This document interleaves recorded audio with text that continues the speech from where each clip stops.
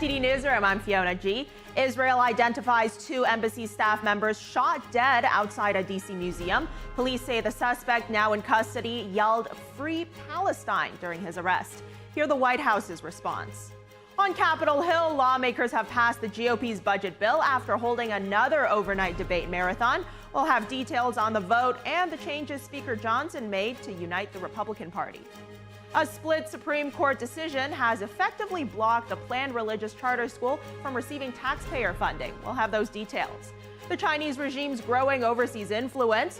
Turkish officials bust a Chinese spy ring using fake cell towers to eavesdrop. And YouTube is flooded with pro-China content. We speak with an expert. And multiple people have been killed after a small plane crashes into a residential neighborhood in San Diego. What officials say about the tragic incident.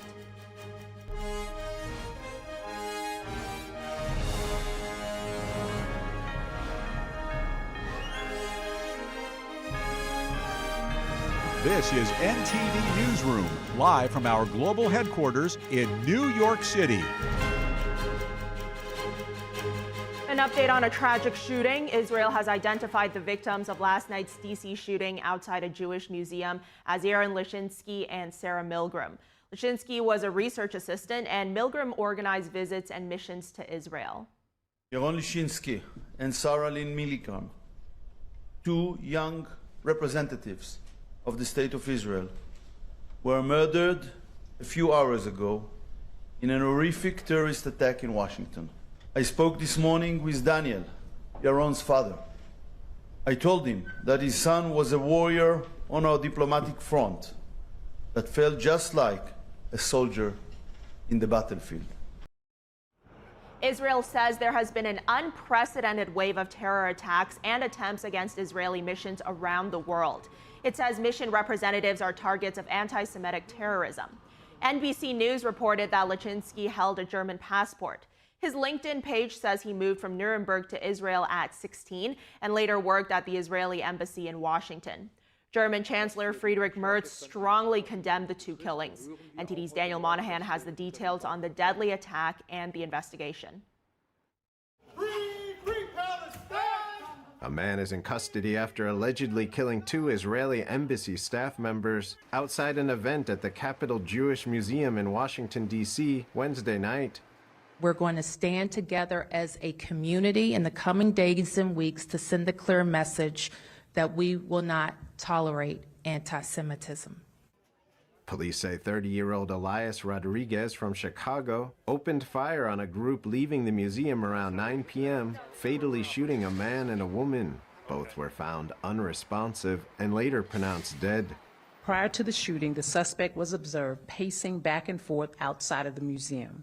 He approached a group of 4 people, produced a handgun, and opened fire, striking both of our decedents. Police say the suspect then entered the museum and was detained by security personnel. The suspect chanted, "Free, free Palestine," while in custody. The victims were Israeli diplomats attending an event hosted by the American Jewish Committee. Israeli ambassador to the United Nations, Danny Danon, criticized what he called incitement on campuses and many other places in recent weeks. And unfortunately, today we faced a horrible terror attack against innocent people. An Israeli diplomat says the pair were dating and planned to get engaged, and that the man had just purchased a ring and intended to propose in Jerusalem next week. President Trump expressed his condolences for the families of the victims and said hatred and radicalism have no place in America. FBI Deputy Director Dan Bongino said early indicators point to an act of targeted violence. He confirmed that D.C. police and the FBI are jointly questioning the suspect. D.C. Field Office Assistant Director Steve Jensen reacted. Tonight, a heinous crime was committed, and the FBI stands with the Metropolitan Police Department to help not only investigate the homicide and provide support, but also to look into ties to potential terrorism. Secretary of State Marco Rubio condemned the attack as a brazen act of cowardly anti-Semitic violence, promising justice. Department of Homeland Security Secretary Kristi Noem called the killing senseless, vowing to, quote, bring this depraved perpetrator to justice. Attorney General Pam Bondi said she was at the crime scene with U.S. Attorney Jeanine Pirro, the top prosecutor in the district. Israeli Prime Minister Netanyahu said the world is witnessing the terrible price of anti-Semitism and what he called wild incitement against Israel. Daniel Monahan, NTD News. House Speaker Mike Johnson condemned the shooting, calling it a, quote, horrific attack, obviously an anti-Semitic attack. He also said, quote, our hearts and our prayers go out to those families that were affected. On X, Senate Minority Leader Chuck Schumer wrote he is praying for the victims and their families. He called the shooting, quote, another horrific instance of anti-Semitism, which, as we know, is all too rampant in our society. Vice President J.D. Vance said on X that his heart breaks for the two Jews who were murdered. He said, quote, anti-Semitic violence has no place in the United States. EPA Administrator Lee Zeldin posted a photo of himself and the female victim. He said he just met Sarah Milgram 2 weeks ago, adding, quote, she struck me as a young woman filled with life and positivity. Heartbroken to learn she was one of two tragically murdered last night. And Israelis in Jerusalem expressed their concern today after those two Israeli embassy staff members were shot dead. They say they're worried for their safety abroad. It's really sad. I think it proves that anti-Semitism and anti-Israeli, it's basically the same. They didn't choose the Israeli embassy. It's a Jewish museum, which means the hatred from Jews and the hatred from to Israel both aligned, and it's sad when we should fight it. So we woke up and saw this terrible news. And we understand that the Jews all over the world need to protect themselves, and now we understand that the war in Israel is important not only for us, as Hamas did in October 7, they tried to do it all over the world. And it's really terrible news, and we hope that Trump will continue to help us and to protect us all, especially in the States, and we want to be sure that we can go all over the world with confidence.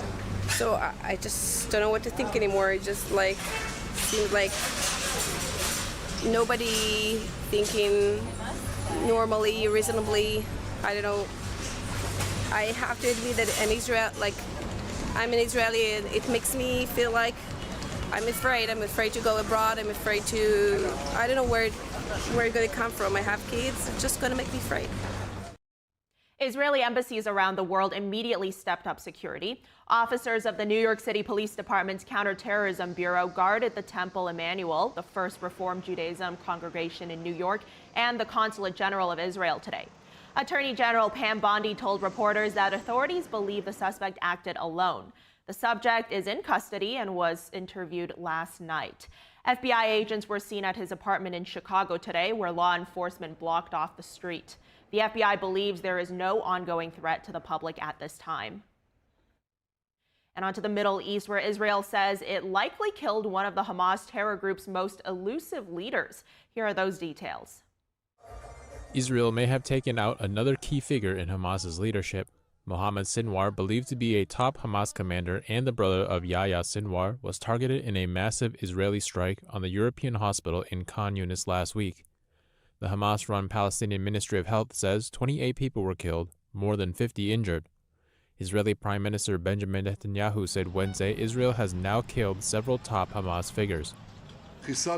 We eliminated tens of thousands of terrorists. We eliminated the leaders of the murderers Daif, Hania, Yahya Sinwar, and most likely Mohammed Sinwar. If confirmed, Sinwar's death would be the latest blow to Hamas leadership, but Israeli officials say it's not enough. Our forces are capturing more and more territory to clear off Hamas terrorist infrastructure, and at the end of this process, all the areas of the Gaza Strip will be under Israeli security control.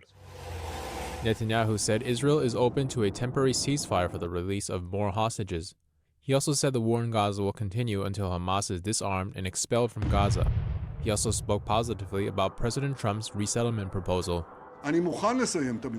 I am ready to end the war on clear terms that will ensure Israel's security. All the hostages return home. Hamas lays down its arms, steps down from power. Its leadership is expelled from the Strip, meaning whoever remains of it. Gaza is completely disarmed, and we implement the Trump plan. a plan that is so correct and so revolutionary. Israel says only 20 of the 58 hostages taken during the October 7th attack are known to still be alive. In Gaza, humanitarian aid is slowly making its way in, but the United Nations says it's not reaching the people who need it most. Israel said 100 trucks carrying flour, baby food, and medical supplies entered Gaza this week, but most of that aid hasn't left the border crossing. A UN spokesperson said the road the Israeli military had given aid trucks permission to use was too unsafe. Under pressure, Israel says it's about to launch a new aid system, creating what it calls a sterile zone in the south, free of Hamas and guarded by private contractors. But the UN and aid agencies warn it could become a tool of forced displacement. And while Gaza struggles, Israel is fending off threats from beyond. Early Thursday, sirens wailed as a missile from Yemen was intercepted mid-air. The Houthi terror group, which backs Palestinians in Gaza, has launched dozens of missiles since the war began. Most have missed their target or were shot down. And President Donald Trump expressed deep sorrow over the D.C. shooting to Israeli Prime Minister Benjamin Netanyahu this morning. The White House vowing to prosecute the suspected killer to the fullest extent of the law. Joining us now live is NTD's White House correspondent Iris Tao. Iris, great to see you. Tell us more about the White House, what the White House is saying about what happened last night. Good after you as well, Fiona. So at the press briefing just now, the press secretary told us that the president is, quote, saddened and outraged by the tragic killings of two Israeli embassy staffers last night, who the White House says was a young, beautiful couple about to get engaged in just a few days. Specifically, Caroline Levitt told us that, quote, hatred has no place in the United States of America under President Donald Trump, and vowed that administration will prosecute the suspected gunmen to the fullest extent of the law. The embassy told us they were like a star couple at the embassy. I never expected something like this. He had his whole life before him. These words, especially every parent knows, are heart-wrenching.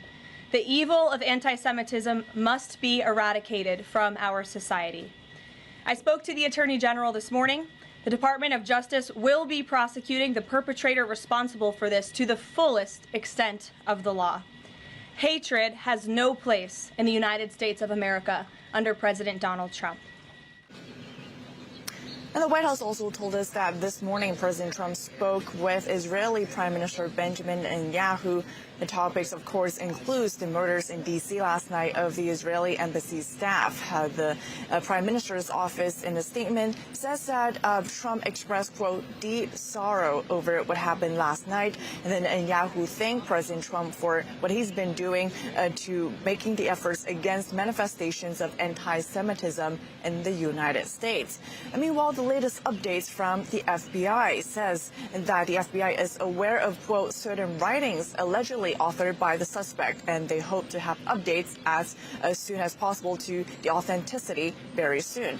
Shortly after the killing happened last night here in D.C., an account linked with the name and photos of the suspect posted a lengthy letter calling for violent retaliation over the war in Gaza that also referenced, quote, armed action as a valid form of protest. FBI Deputy Director Dan Bongino said in a post that the suspect was interviewed at around 1 a.m. last night, and that the agency believes that there's no currently any ongoing threat facing the public. Of course, we know that the FBI is currently doing its investigation into the suspect, including by searching the suspected home of his in Chicago today. And then, of course, we can also expect that the suspect will be in court later in the proceeding. And meanwhile, also today, the Trump administration says that it's now eliminating the student visa program at Harvard University due to what they call, quote, pro-terror conduct at campus protests. We know the Trump administration has taken numerous actions since it's taken office to eradicate what they call anti-Semitic as well as hate-oriented actions and biases, especially on U.S. college campuses. And today's action is a latest example of it, as is part of the consequence, as the administration says Harvard refused to comply with the administration's demand to turn over behavioral records of its own international students. Back to you. Iris, thank you. What happened last night was very, very sad, but thank you for the update. When we come back, lawmakers have passed the GOP's budget bill after holding another overnight debate marathon. How could that affect border security? And a split Supreme Court decision has effectively blocked a planned religious charter school from receiving taxpayer funding. Stay tuned.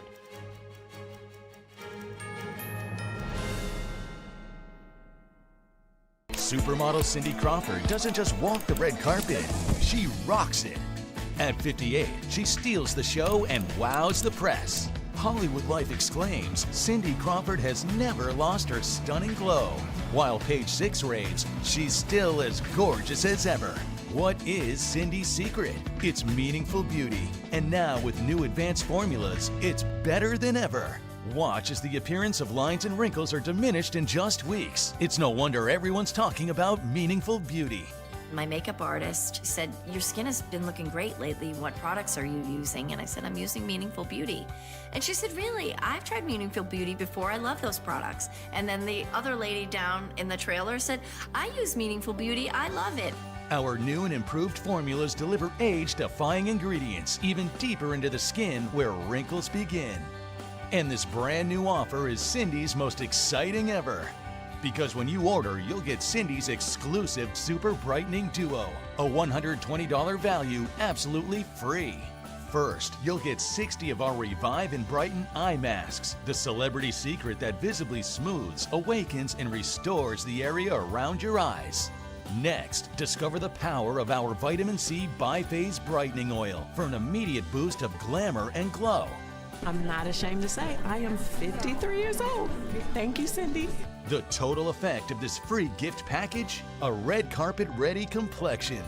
Get all this, a $300 value for just $49.95. But you must act quickly. Results guaranteed or your money back. So make the call or go online now and put yourself on the path to the most beautiful skin of your life. Trust me, it's worth it. This special offer is not available anywhere else, so don't delay. Scan the code, go to meaningfulbeauty.com, or call the number on your screen now. Amazing grace, how sweet the sound that saved a wretch like me.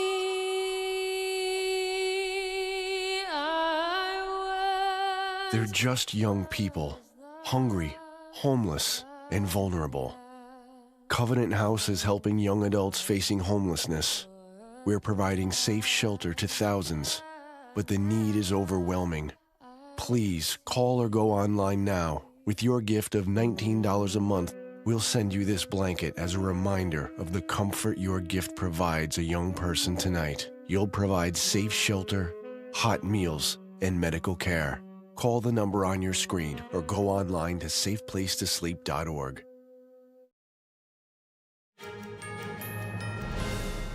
Welcome back to Newsroom. Just this morning, the House passed the Republicans' big budget bill. The vote came after a marathon of overnight debate and last-minute deal-making. Now, to get the bill across the finish line, lawmakers held another overnight debate marathon. Emotions ran high on the House floor, and Speaker Mike Johnson made last-minute changes to unite the Republican Party. Here's NTD's Melina Wisecup. On this vote, the yeas are 215, the nays are 214, with one answering present. The bill is passed.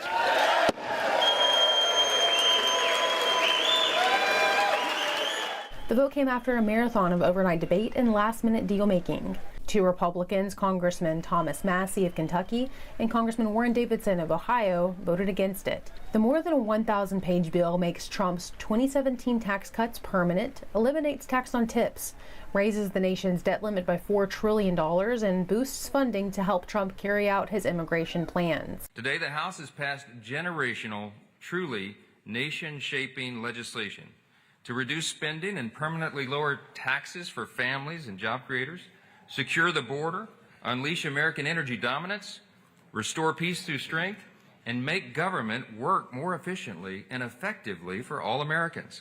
President Trump echoed Johnson's sentiments. On Truth Social, writing, "This is arguably the most significant piece of legislation that will ever be signed in the history of our country." After 20 hours of a marathon debate in the Rules Committee, several hours of debate unfolded on the House floor overnight.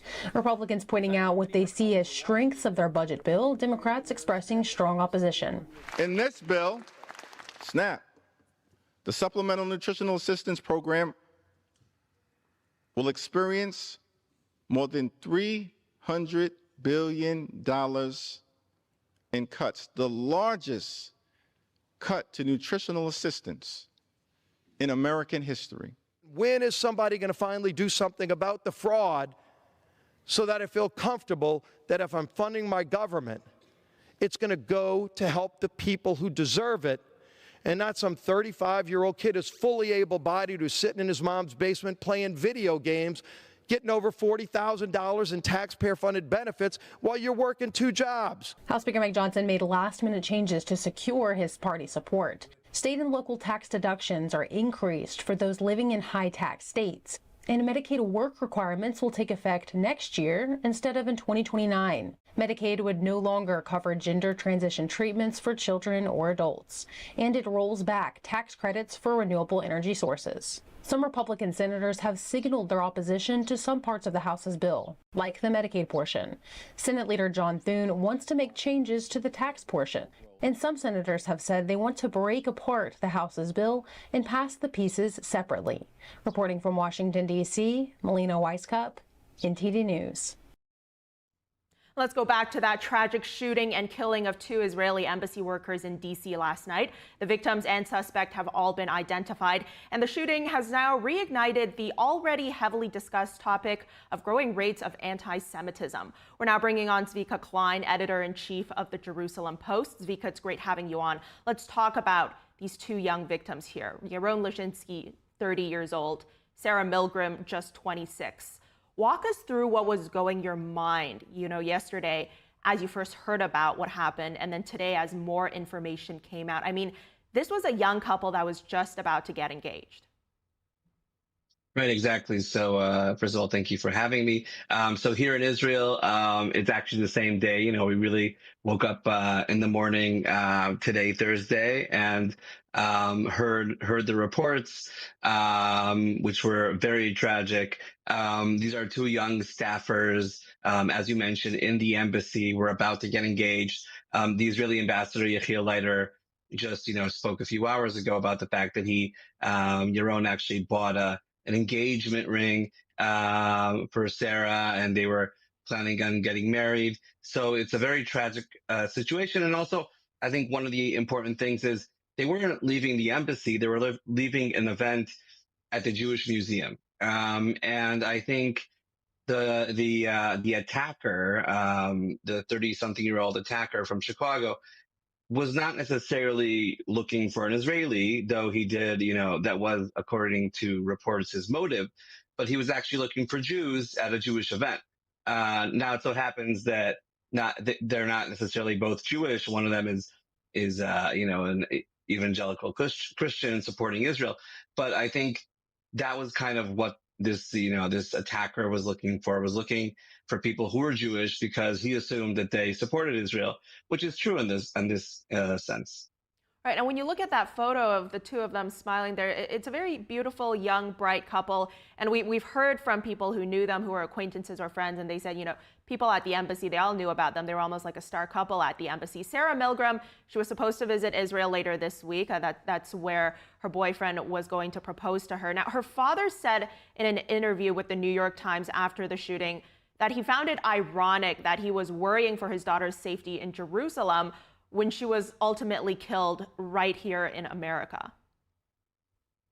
Yeah, I agree with that irony. I think, unfortunately, we're in an era where Jews all around the world are considered targets, whether it because of their faith, whether it because of their support, or even not support of Israel, right? Because someone could have went out of that event, which was, a mainstream Jewish event, but may have not necessarily been super pro-Israel, and also, God forbid, be attacked. So, I think Jews all over the world feel this sense of fear and sense of survival that we've actually, as a nation, also been experiencing for so long. In the world stage, Israel is always perceived to be, the Goliath, and the Palestinians as the David. But actually, I think in many senses, Israelis see themselves as the David and as the one that's being, chased around the world and with one homeland to live in,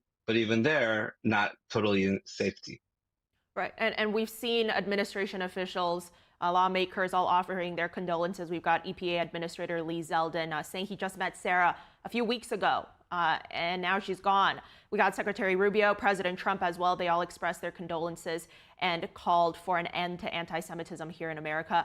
How do you think the administration is doing so far when it comes to combating this rise in anti-Semitism? Is there more, or what more can be done?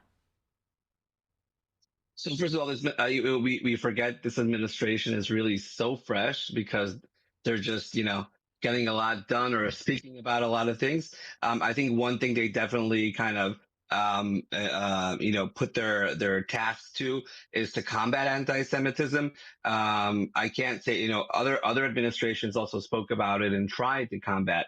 But I think what we're seeing on university campuses now, and Ivy League universities, for the first time, universities like Columbia or Harvard are actually addressing anti-Semitism in a serious way because their federal funding was at risk, etc. So suddenly we do have a situation where many institutions are starting to move and starting to take steps in combating anti-Semitism, as well as as threatening to have people who are not necessarily citizens who go to these universities, who hold anti-Semitic beliefs, or who have active in an illegal way, to have them leave the United States and not ever come back. And on the point of law enforcement, we're hearing Attorney General Pam Bondi. She's saying that if this suspect is ultimately charged, he's going to be prosecuted to the fullest extent of the law. What more in terms of law enforcement do you think needs to happen to prevent this type of violence and not just react to it? I mean, do you think there needs to be more of a security presence at similar future events? So that's the thing. There are security measures taken at every single Jewish event. I even know of synagogues that built cement walls in order to kind of keep their safety. So I don't even know how much more can be done. I mean, yes, you can send more patrol, police officers, but at the end of the day, you can't have every single Jewish institution be secure 100%. So I think, as you were saying, law enforcement really has to also charge at the most extreme way and make sure that the media also kind of covers it, and that people understand that this is not only a crime, it's a hate crime, and hate crimes, should be taken in a more serious way. Right. And law enforcement, it's really, as I mentioned, reactive, right? It's usually there to try to prevent something, but ultimately it can only react when something's already happened. But from a cultural perspective, is there anything that you think could be done to address this issue of hatred at its root to prevent this type of incident from ever occurring in the first place? Well, yeah, I mean, I think as the days go on, we'll learn more and more about the ideology that invoke this type of violence and murder. But I think definitely, as I said before, in higher education, universities aren't doing enough in educating about the diversity of the American society, about different minorities. Yes, the Jews are a minority, though they are, a strong minority that's been in the U.S. for many, many generations, but still a minority, and still, the most hate crimes towards any single group is towards the Jewish community, and we're talking about 2% of Americans. So I think both in higher education, but also in high schools and elementary schools, I think there needs to be a lesson or lessons taught about understanding other cultures and not, taking it for granted that people who are from a certain faith are de facto what demon they have in their head towards that person. Absolutely. Zvika Klein, great having you on today. Thank you. Thank you. Moving on, with the House now passing the reconciliation bill, how could this affect border security? The bill allocates funds meant to crack down on illegal immigration while also cutting benefits to illegal immigrants already in the country. NTD's Arian Pazdar has the breakdown on the bill's effects. On this vote, the yeas are 215, the nays are 214, with one answering present. The bill is passed. House lawmakers on Thursday passing a reconciliation bill to fund the government. President Trump calls it the big beautiful bill. One major aspect often discussed is how the bill would affect tax cuts for U.S. citizens. But it also aims to tackle illegal immigration and improve border security. In total, the bill would allocate over $64 billion to Homeland Security to crack down on illegal immigration. The main share of that would go towards continuing construction of Trump's border wall. Homeland Security would receive almost $50 billion for that. Then comes funding for Customs and Border Protection, or CBP. Over $8 billion are planned to be used for CBP personnel and vehicles. Another $6 billion would go towards CBP technology, a national vetting center, and more. Now, the so-called Big Beautiful Bill would not just allocate more money towards border security. It would also end taxpayer-funded benefits for illegal immigrants already in the U.S. But in terms of new allocations, Border Czar Tom Homan on Wednesday praised those ideas. He says that the additional funding is needed. It's going to fund more ICE agents, of course, to go out and look for the bad guy, right? It's going to fund more beds, which we sorely need. It's going to allow us to increase transportation contracts, both on the ground and in the air, to get people to a flight line, get people removed from the country. We need to arrest 3 times the many people arresting right now, and more money is going to allow us to do that. The bill is now heading to the Senate. Senators are following a self-imposed July 4th deadline to pass a budget. Arian Pazdar, NTD News. A split Supreme Court ruling today keeps a lower court's decision in place. Oklahoma's highest court would not allow the establishment of a taxpayer-funded religious charter school, which would have been the nation's first. NTD's Arlene Richards explains. Last month, Oklahoma's Attorney General Gentner Drummond had a hunch about how the Supreme Court might decide on what would have been the first religious charter school in the nation. Based on the questions, I think the court is split. How it breaks down, is it a 4-4, 5-3? I can't tell you that, but clearly there are identified different factions on the court. On Thursday, by a 4-4 split decision, the Supreme Court kept in place the state court's decision to not allow a planned religious charter school to use taxpayer funding. Oklahoma's highest court had blocked the establishment of St. Isidore of Seville Catholic Virtual School. Organizers estimated in 2023 that St. Isidore would cost Oklahoma taxpayers up to $25.7 million over its first 5 years in operation. The Oklahoma Charter School Board in June 2023 approved the plan to create St. Isidore. But newly installed Attorney General Drummond rejected their approval, saying it violated Oklahoma law. He said in a statement, "This case is ultimately about safeguarding religious liberty. Religious liberty means every citizen is free to worship as he or she sees fit. It does not mean the government should back religious indoctrination."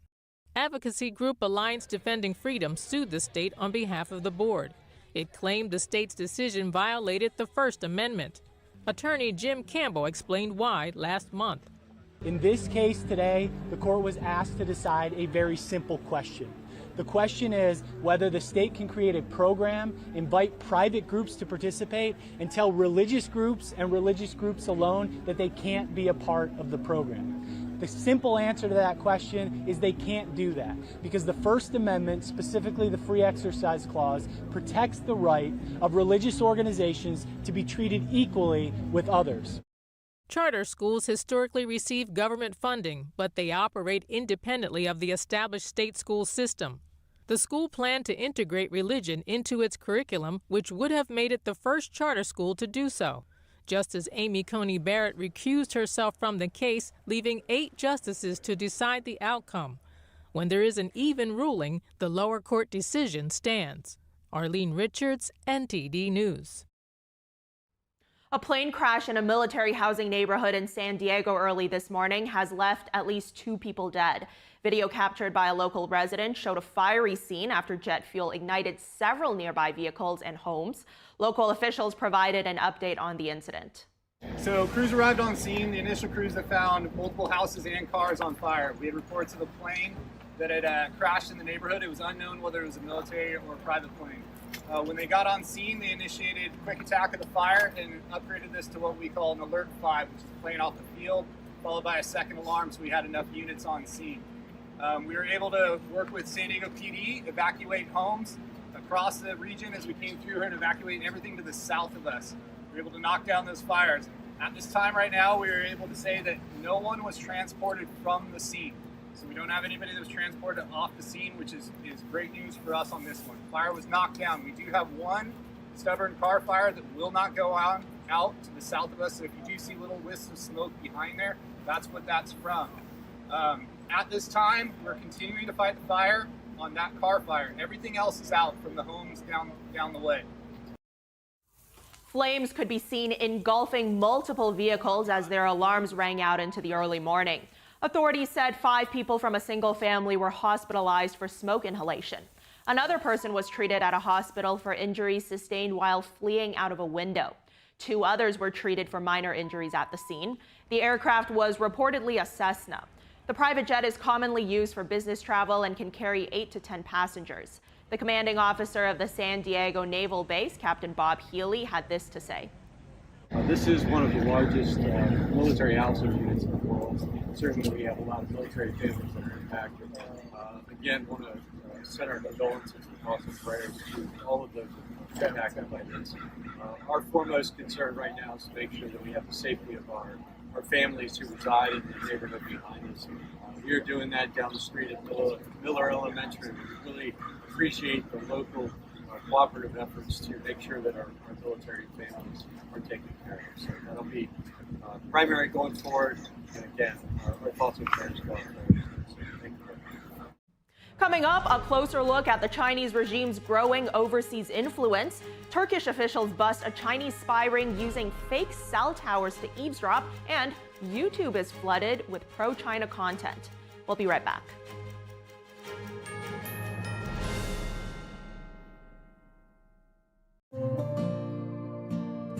Imagine a coffee that cares for your health.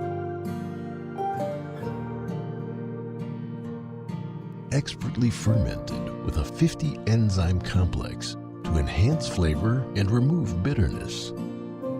Small batch roasted to a decadent medium dark, resulting in a brew that is gentle on digestion, low acid, and up to 90% less caffeine than regular coffee.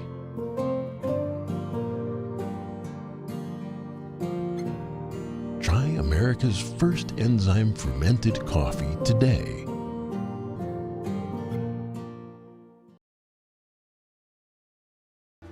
Kids love it. Parents trust it. Obviously.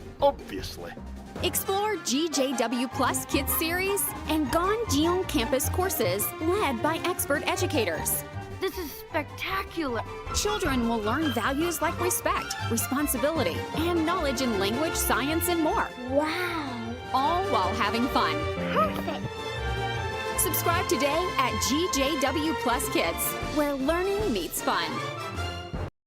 Discover the ancient secret to vitality and longevity with Puretang Black Ginseng. Crafted from premium 6-year-old Korean ginseng, each root is carefully nurtured for over 2,260 days, undergoing a traditional 9-round handcrafted process of steaming and drying to unlock full potency and absorption. Experience pure, natural energy with Puretang Black Ginseng. Order now at puretang.com.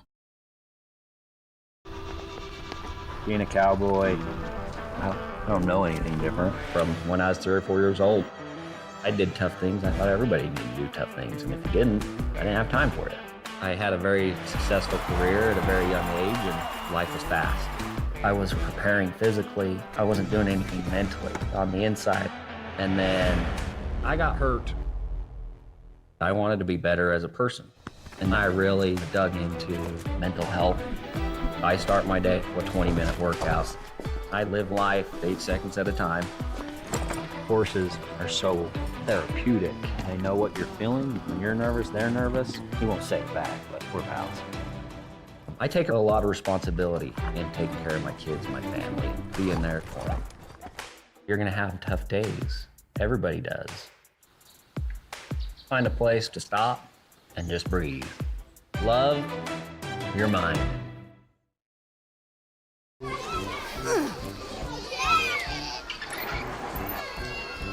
If you love them enough to crawl into a play place to get them to come down, then surely you'll check nhtsa.gov/the right seat to make sure they're in the right car seat.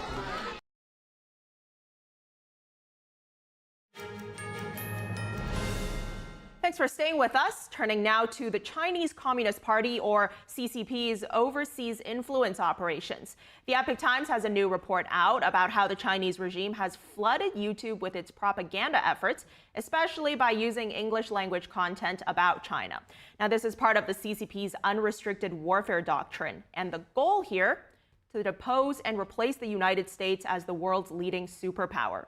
Joining us now to discuss this growing concern is National Security Advisor Casey Fleming. He's the CEO of Black Ops Partners Corporation and former Bush 41 and 43 official working in the Office of Presidential Advance. So Casey, it's great having you on today. Let's dive right into this report here, right? I want to talk about a specific story this report brings up about one YouTuber who posts videos critical of the CCP, and then he noticed that his engagement was dropping significantly. So then he experimented a bit by changing the video titles of his videos to sound more pro-China, and he realized the algorithm immediately boosted his views. Now he's also had his subscribers telling him they'd been unsubscribed from his channel, or they weren't getting recommended his videos anymore. So my question here is, I mean, this issue, it's not just limited to this one YouTube channel. So based on your expertise, do you think there's credible evidence here that YouTube's algorithm has somehow been manipulated, whether intentionally or otherwise, to suppress anti-CCP content?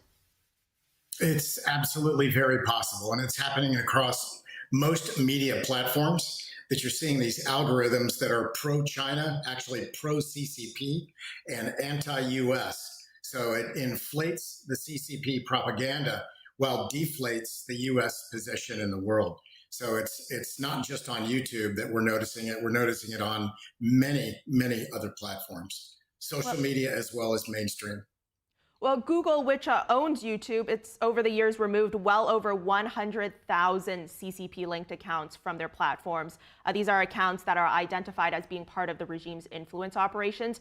Now, YouTube, it told our sister media, the Epoch Times, that they're working to counter all of this state-backed influence. But what do you make of the reports that some of these YouTubers, some of them who are very influential, have actually been offered money or cryptocurrency to post pro-China content or content against organizations that the CCP is against, such as Falun Gong? How common are such covert sponsorship influence operations?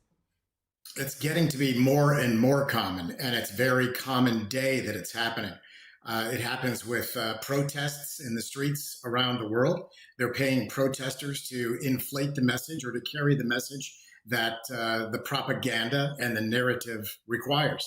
So that payment is done not just on YouTube that we're seeing it across those platforms, but really across the board. They're being paid to protest, to go online and act as influencers. Even influencers are offered Bitcoin to influence and and be very pro-CCP and anti-liberty and anti-freedom. In fact, there's influencers that are offered trips to go to China, sponsored to be kind of VIPs through China and only see what CCP wants them to see, and then come back and report on it. Report on it while they're there and report on it when they come back. So what a wonderful trip that they're treated like a VIP and to show only the positive and not the negative of a communist regime.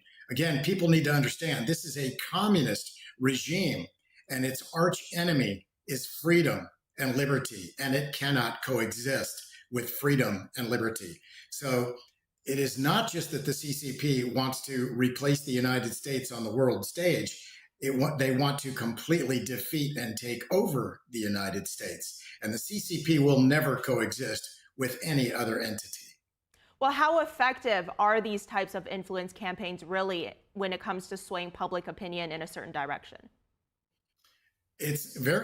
Sadly, it's very effective. And people need to be aware that their critical thinking is being attacked all day, every day, to where they're not able to critically think, and they just act like sponges in taking this information as the truth.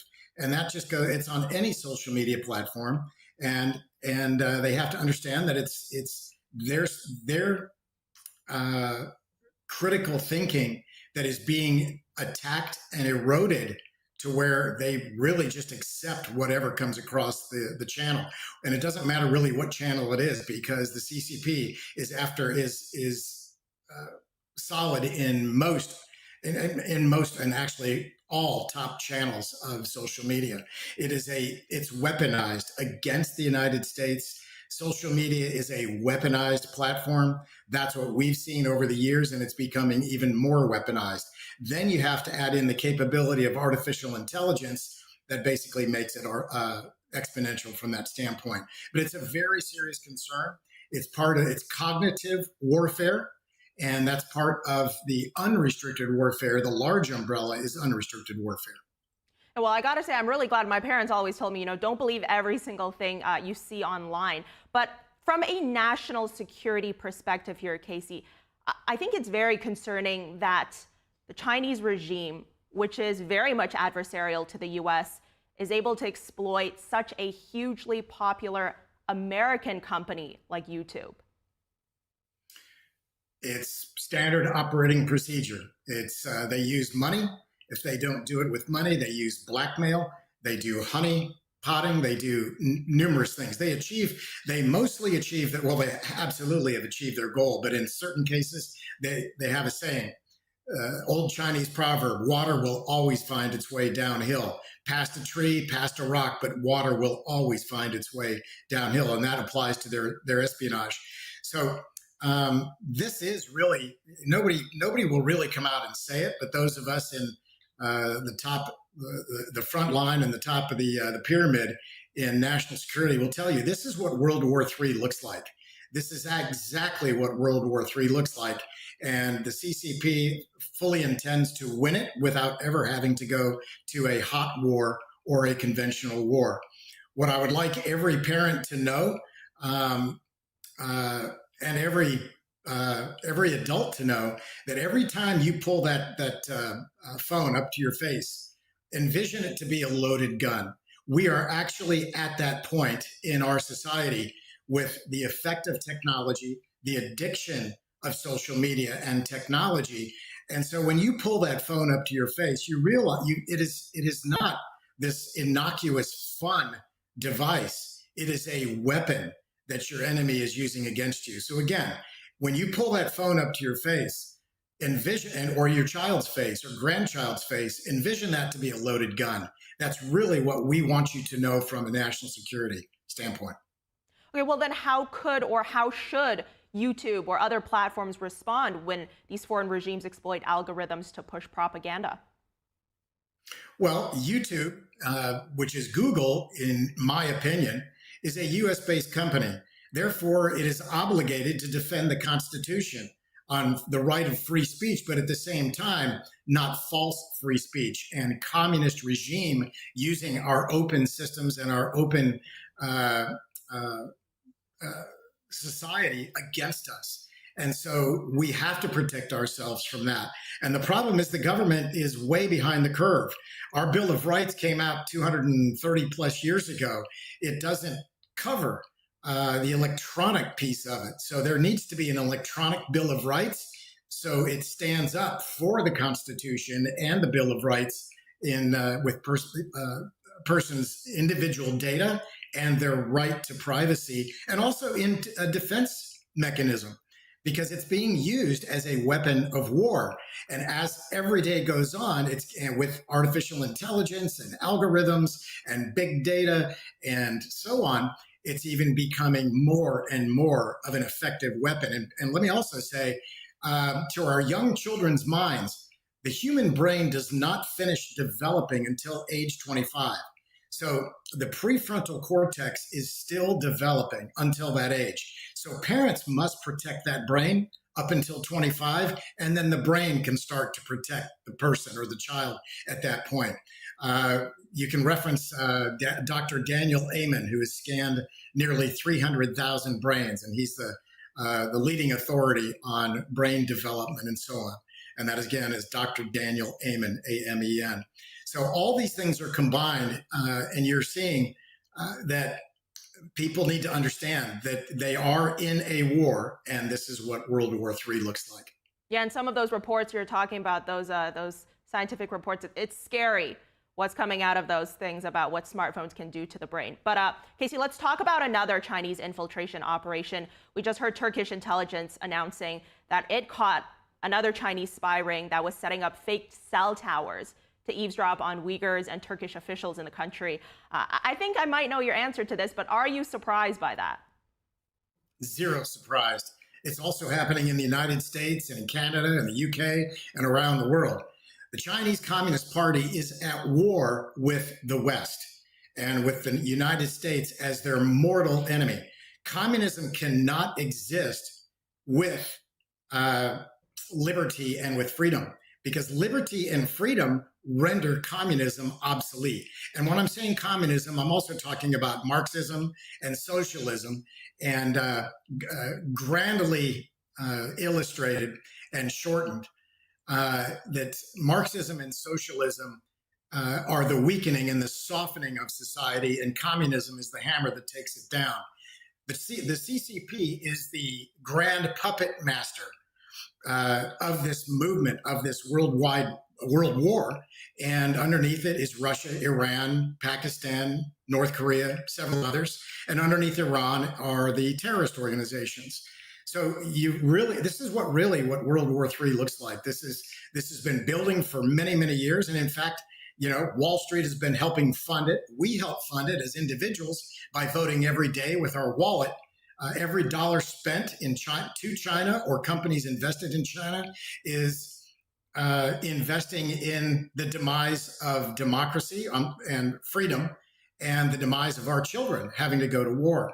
So, and that are fighting against this piece of, and will continue to have to fight against it. So it's a complex situation. The American people need to really wake up and understand what's going on. But that is not a surprise. Espionage is happening all day, every day, in not just every Western country, but even those countries, even inside China, because that's a way to monitor and control their population to keep them in line under full-blown communism. Well, Casey, to me, the brazenness of it all is really quite unbelievable. They're spying on officials in their own country. They're smuggling all this equipment into the country. They're draining hacked bank accounts to fund this entire operation. And as you mentioned there, this type of operation, it's definitely not limited to just Turkey. But my question here is this type of action and brazenness a result of the CCP having full confidence in itself and its abilities? Or is this more of a case of like a wild animal backed into a corner with nothing left to lose? It's actually both of those. Okay, so the communism is a paranoid religion. It's a religion. It has to replace God, and it replaces it with the chairman of communism.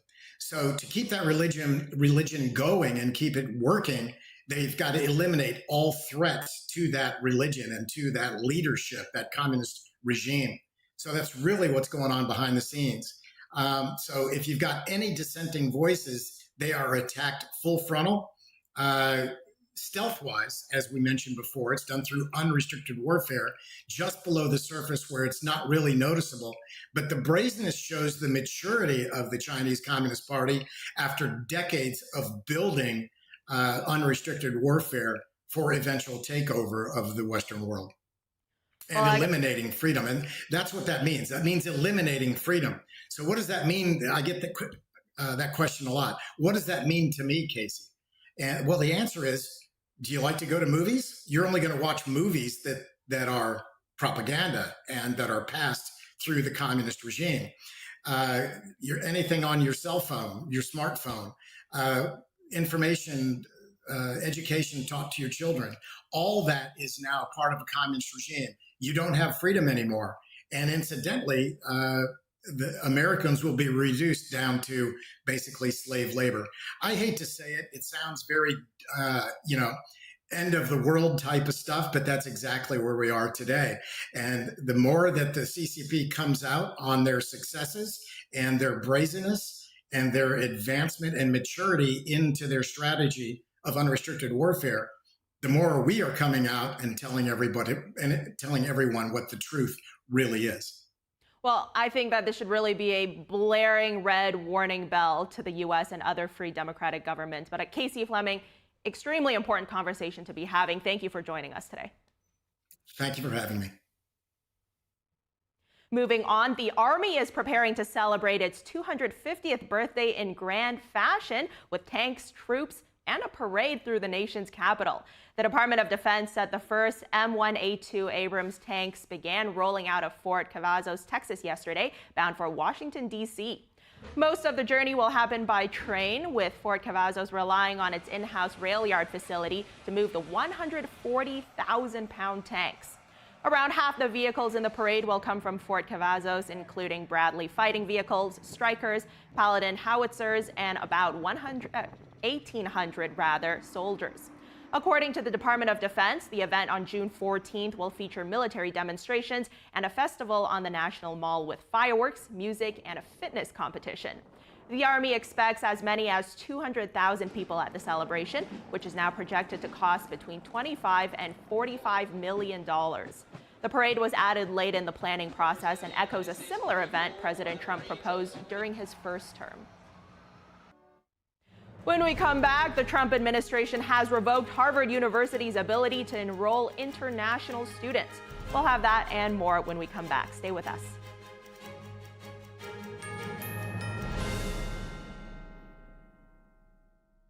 If joint pain from aging is slowing you down, Omega XL can help you get back in the saddle, just like it did for John Walsh. Today I'm here at my ranch exercising some of my polo ponies. Got to be really fit to ride these horses. So as you get older, it gets tougher. I was starting to suffer some of that business, and then I ran into somebody who said, look, you should try Omega XL, and look what it's done. I feel better than I felt in the last 30 years. I'm Reve Walsh. I'm John Walsh's wife. I ride fox hunters, and sometimes I'm in the saddle for 3-5 hours at a time. A lot of work out here. I wounn't have been able to do this. Muck a stall, throw hay, do all the things that needs to be done on a ranch a couple years ago. But Omega XL gave me the ability to get back in the saddle. It works great. Once you try it, you don't want to be without it. Makes a huge difference. It does. Take it every single day, and you know, there's a benefit. It's made you a lot nicer to me. If you've been living with pain, it's time to get this special offer, the Omega XL, the joint health supplement that millions have trusted for more than 20 years. Omega XL, it's sourced from the green-lipped mussel, exclusively found in the pristine waters of New Zealand, some of the cleanest waters on Earth. Omega XL, it's natural, drug-free, and it's backed by more than 40 years of clinical research that show it really works. Try Omega XL today. Pick up your phone and call the number at the bottom of your screen right now for a special offer. Buy one, get two free. 2 bottles of Omega XL plus Vitamin XL D3, a value of more than $100. But call today and you pay only $39.95. That's a savings of more than 60%. Plus, it's backed by our 60-day money-back guarantee. Try it. You got nothing to lose. Call or go online right now to get this special offer. 2 bottles of Omega XL plus Vitamin XL D3 for only $39.95. Call now.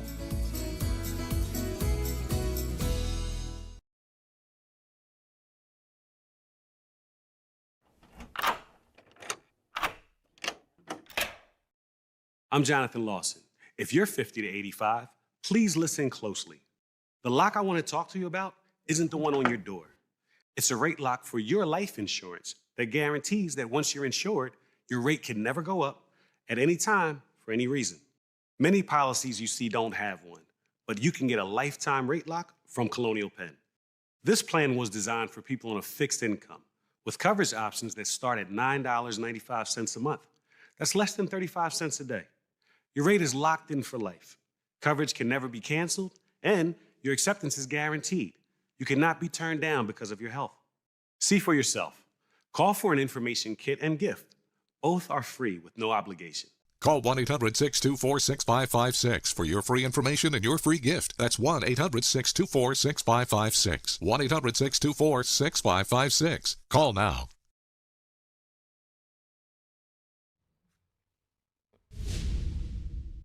Welcome to NTD Newsroom. I'm Fiona G. Israeli embassies around the world step up security after 2 embassy staff members are shot dead outside a D.C. museum. Hear the White House's response. On Capitol Hill, lawmakers have passed the GOP's budget bill after holding another overnight debate marathon. We'll have the details on the vote and the changes Speaker Johnson made to unite the Republican Party. Multiple people have been killed after a small plane crashes into a residential neighborhood in San Diego. What officials say about the tragic accident.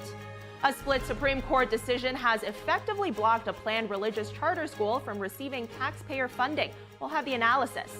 The Trump administration revokes Harvard's ability to enroll international students. Homeland Security Secretary Kristi Noem explains why.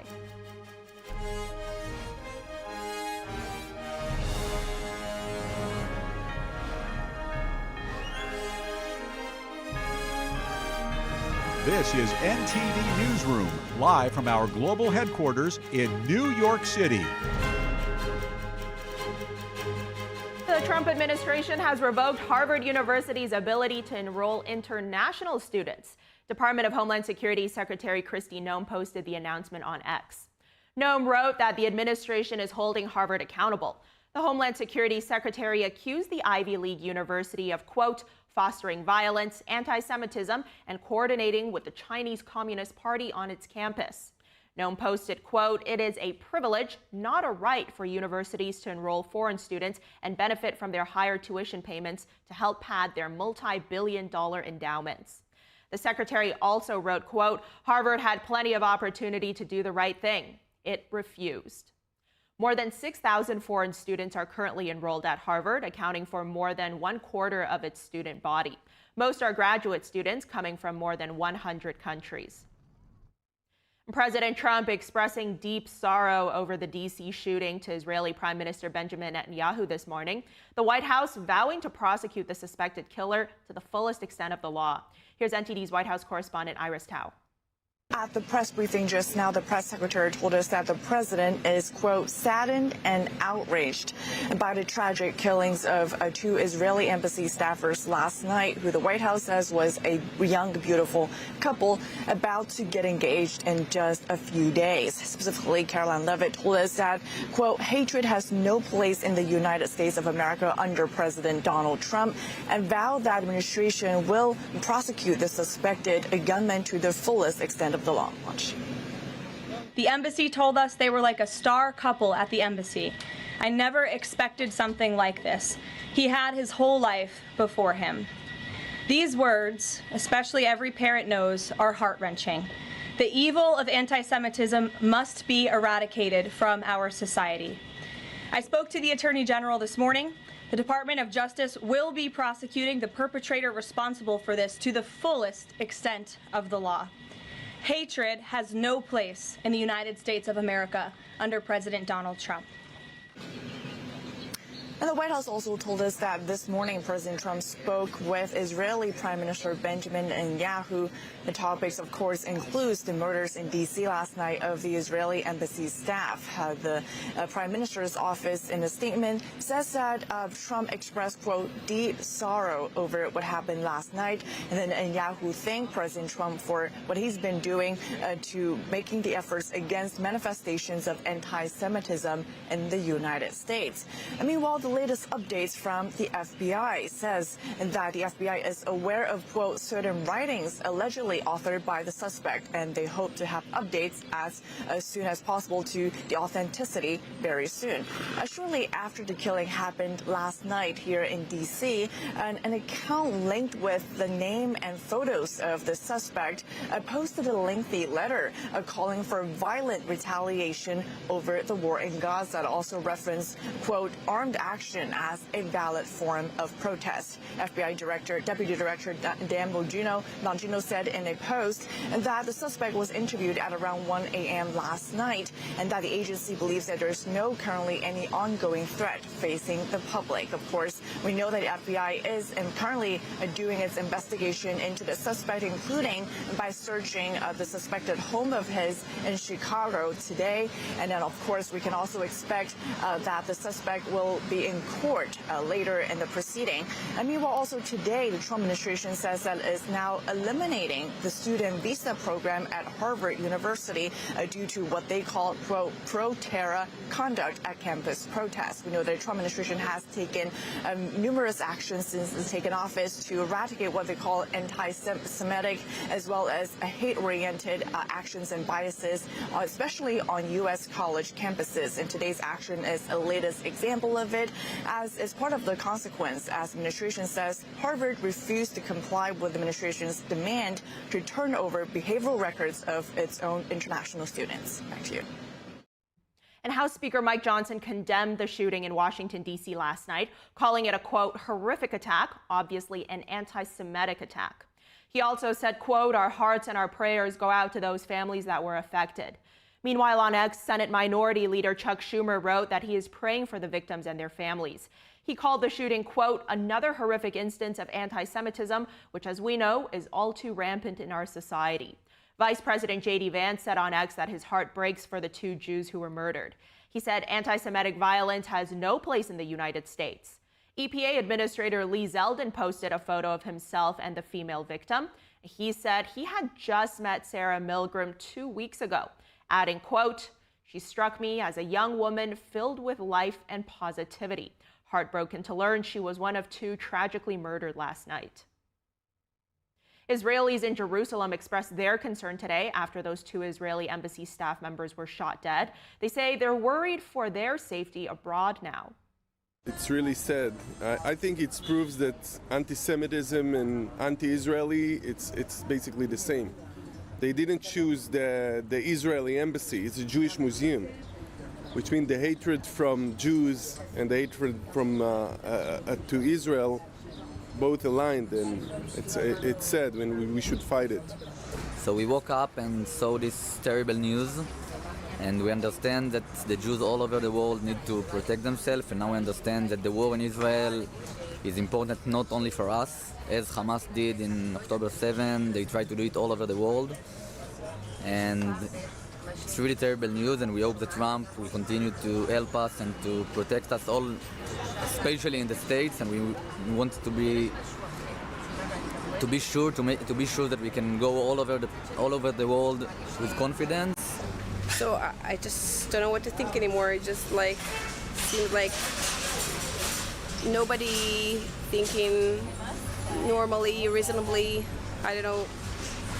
I have to admit that in Israel, like I'm an Israeli, and it makes me feel like I'm afraid. I'm afraid to go abroad. I'm afraid to, I don't know where it's going to come from. I have kids. It's just going to make me afraid.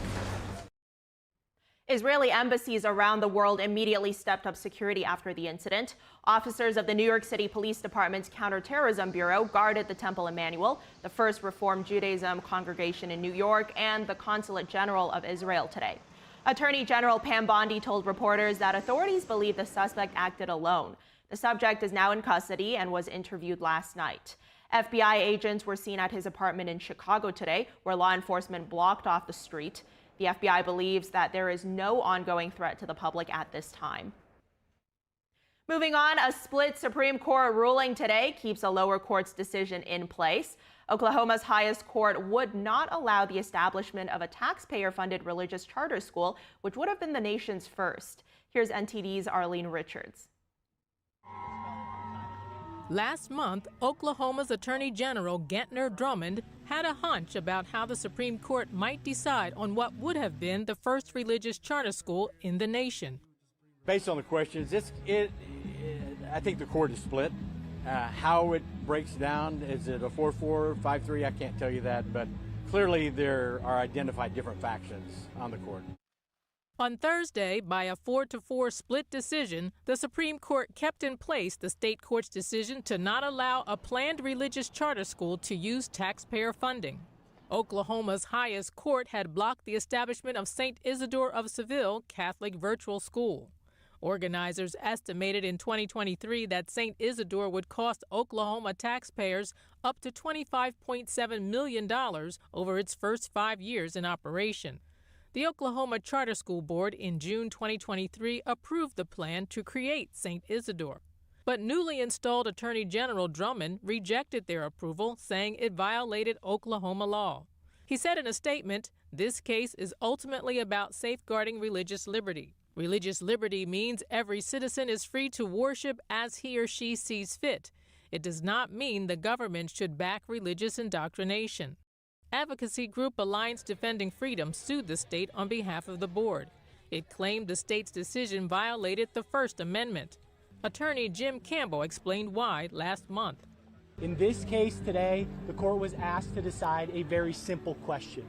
The question is whether the state can create a program, invite private groups to participate, and tell religious groups and religious groups alone that they can't be a part of the program. The simple answer to that question is they can't do that because the First Amendment, specifically the Free Exercise Clause, protects the right of religious organizations to be treated equally with others. Charter schools historically receive government funding, but they operate independently of the established state school system. The school planned to integrate religion into its curriculum, which would have made it the first charter school to do so. Justice Amy Coney Barrett recused herself from the case, leaving 8 justices to decide the outcome. When there is an even ruling, the lower court decision stands. Arlene Richards, NTD News. So let's stay on this topic. We're now going to bring on Bobby Ann Cox, civil rights attorney, legal analyst, and fellow with the Brownstone Institute. Bobby Ann, it's always great to see you. Thanks for coming on today. So let's talk about what we just heard there, that report from our Arlene Richards, right? Were you surprised by this? Well, I wasn't surprised on the 4-4 split by SCOTUS. You know, we had one justice that recused herself, Justice Barrett, for potential conflict of interest reasons, which is understandable. So we were down to 8 justices. And, you know, a deadlock between the justices on the United States Supreme Court is quite rare. But it did happen in this case. It's a 4-4 decision, which means that it does not set precedent, which means that there are cases, or if there are cases that are going on around the country like this one, or if they come up in the future, there will not be a United States Supreme Court decision that the attorneys arguing those cases can look to for guidance or for use in their arguments. So 4-4 split decisions, do not set precedent. So I have a feeling we're going to see this issue come up again in the future. It's just going to be a question as to whether or not the United States Supreme Court decides to hear the case, because as you know, that court does not hear every case that it is asked to hear. But this is a very important issue, and it seems to be something that has multiple cases and issues in various states. So I would think that probably in the future, we will see the United States Supreme Court take this case up, or a similar case up again. And if we have all 9 justices participating, then we can get an answer from them and a decision that will be binding on states in the future. So as you said, Bobby Ann, this is an important issue. Boil this down for our viewers. What is the core, the heart of the debate here? So you've got one side debating, which is the government itself, the state of Oklahoma, represented by their attorney general, arguing that you cannot have a state-funded school that is a religious school. And they are pointing to the United States Constitution. And in this specific case, they're also pointing to their state of Oklahoma Constitution. But for the purposes of federal and nationwide, looking at the United States Constitution, the First Amendment does say that there will be a separation of church and state, and that you cannot have the government establish a set religion for our country. Now, that word establish is really what comes into question here, because what does the word establish mean? Does that mean that you cannot have government funds go to a certain purpose, in this case, a school? Does that mean something different? So this is really where, if we are going to see a debate going on in court, it would probably turn on that word establish. The government shall not establish a religion. But then you have going up against the Attorney General for Oklahoma, you have the other side of this case, the plaintiffs here, and they're arguing, well, hold on a second. The First Amendment says you cannot discriminate against us. It's, free exercise clause. You are free to exercise your religion of your choice in our country. And so they're saying that you are discriminating if you do not provide government funding for this school, even though it's a religious charter school, then you are discriminating based on religion. So we have two competing viewpoints here. And unfortunately, we do not have a decision from the United States Supreme Court on this. So really quickly before we move on, if another similar case were to come back to the Supreme Court, what would need to happen for a different outcome? So we would need to have all 9 justices, or if we only have 8 justices because one needs to recuse themselves, we need to have a plurality in the vote. So, if you only have 8 justices, somebody, one side or the other, is going to have to win over the votes of 5 of those justices at a minimum in order to win the case. But like I said, because it's split 4-4, there is no precedent here. All right, so let's move on now to this other federal judge issuing this injunction to block the Trump administration from cutting more than 1,000 staff members in the education department. So we've got this judge stating that this was an effort to effectively dismantle the department without an authorizing statute. How do you view that ruling? So I do think this is an erroneous ruling here. The argument that the Department of Justice representing President Trump's administration in this case, the argument that they were posing was not that they were trying to dismantle, and the issue in this case was not that they're trying to dismantle the Department of Education. Their issue is we are cutting staff. We are cutting back our numbers. We don't need this many people. We are reorganizing the Department of Education. Now, if they have a long-term goal, in the end, they want to ultimately abolish the Department of Education, that does need an act by Congress. But that's not what this case is about. They were not arguing, we are trying to get rid of this department right now, tomorrow. What they were doing was reorganizing those workers that work for the Department of Education. And in that instance, the president, the secretary of the Department of Education, who is a presidential appointee, was confirmed by the Senate. They do have the power to reorganize if they have excess workers that they need to fire, let go, move into a different department. That is within their power to do so. So I do think that this ruling missed the mark. I think that the judge here was ruling on something that was not before the court, actually. So to the point of these Justice Department lawyers saying that this action was to eliminate, as you said, bureaucratic bloat, right? Can this be proven? How could they have tackled this in another way for a different result, perhaps? Well, I think that if the argument presented to the judge was based upon the numbers, right? We have X number of people working in this department to be more efficient, to be more effective, to save taxpayer dollars. We only need this number of workers to work in this department. And then actually break down and show the reorganization of, we're moving people from here to there and whatnot. However, we do get into a position here where we're going to start questioning how much power does a federal judge have to tell the Department of Education, or any department really at the federal level, what they can and cannot do within their own department, right? That is not supposed to be the role of a federal judge. They're not supposed to question what's going on inside the department, whether it's education or health or whatever it is. So we do see a lot of crossover here, and we are walking a very fine line on constitutional separation of powers, to be really honest. Right, and an education department spokesperson has already said that the Trump administration is going to immediately challenge this ruling. So what's next here, Bobby Ann? How is this going to play out, do you think? Well, so they're saying they're going to appeal this decision. So it will go up to the circuit court. And, that is a panel of judges, all federally appointed, also by a president. So we'll see what the circuit court judge, the circuit panel says. However, if either side is not happy with that decision that comes down from the appellate court, then they can make an appeal to the United States Supreme Court to try to get a decision from the Supreme Court. But as I mentioned earlier, the Supreme Court of the United States does not have to hear every case that is brought before the court.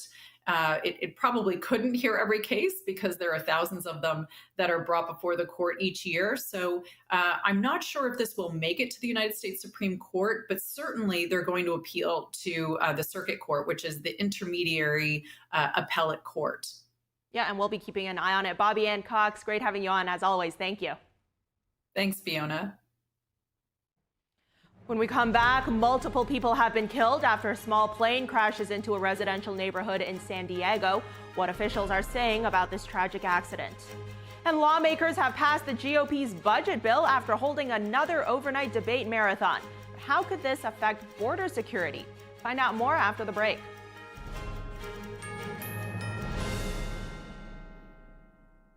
Shenyun Creations, the streaming platform from Shenyun, featuring world-class dance, past programs, and all original music.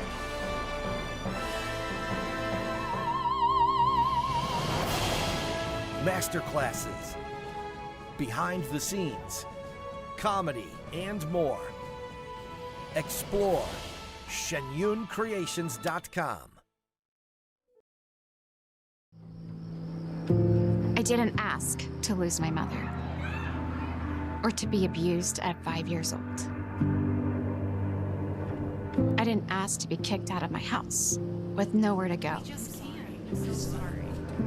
I didn't ask for any of this. But I did ask for help, and Covenant House was there. Thanks to their love and support, and to generous people like you, I got what I needed to take control of my life. For the young people who didn't ask to be put in unthinkable situations, Covenant House is there providing safety, hope, and a brighter future. Call or go online now. For a gift of only $19 a month, just 63 cents a day, you can provide hot meals, safe shelter, medical care, and love to more than 2,000 young people who sleep at a Covenant House every night. 1 in 10 young adults will experience homelessness this year. Your gift can help reach them when they need it most. I didn't ask for my parents and my family to disown me. I didn't ask to end up in a homeless shelter. The beauty of it all is that I found Covenant House. The need is overwhelming, but your monthly support will make sure no young person is ever turned away.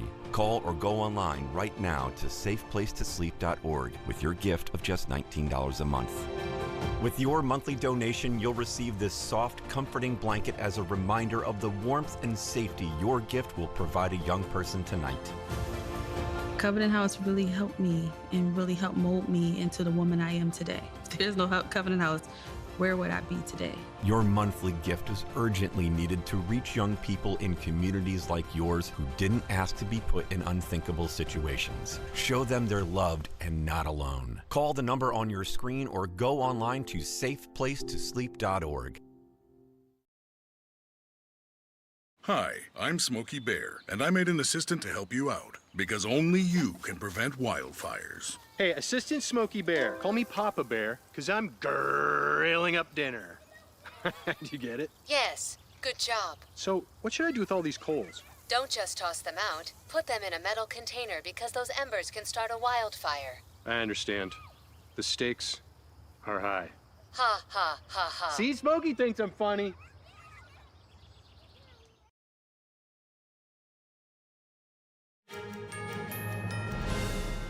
Welcome back. A plane crash in a military housing neighborhood in San Diego early this morning has now left at least 2 people dead. Video captured by a local resident showed a fiery scene after jet fuel ignited several nearby vehicles and homes. Local officials provided an update on the incident. So crews arrived on scene. The initial crews that found multiple houses and cars on fire. We had reports of a plane that had crashed in the neighborhood. It was unknown whether it was a military or a private plane.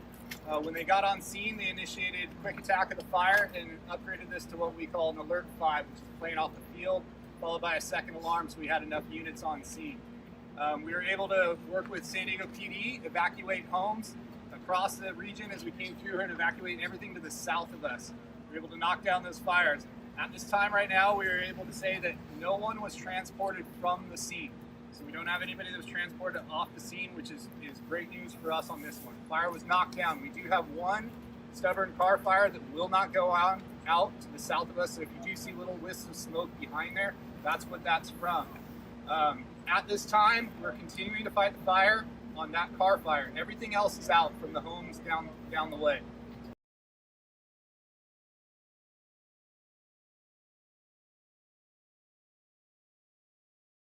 Five people from a single family were hospitalized for smoke inhalation.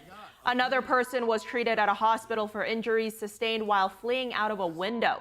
2 others were treated for minor injuries at the scene.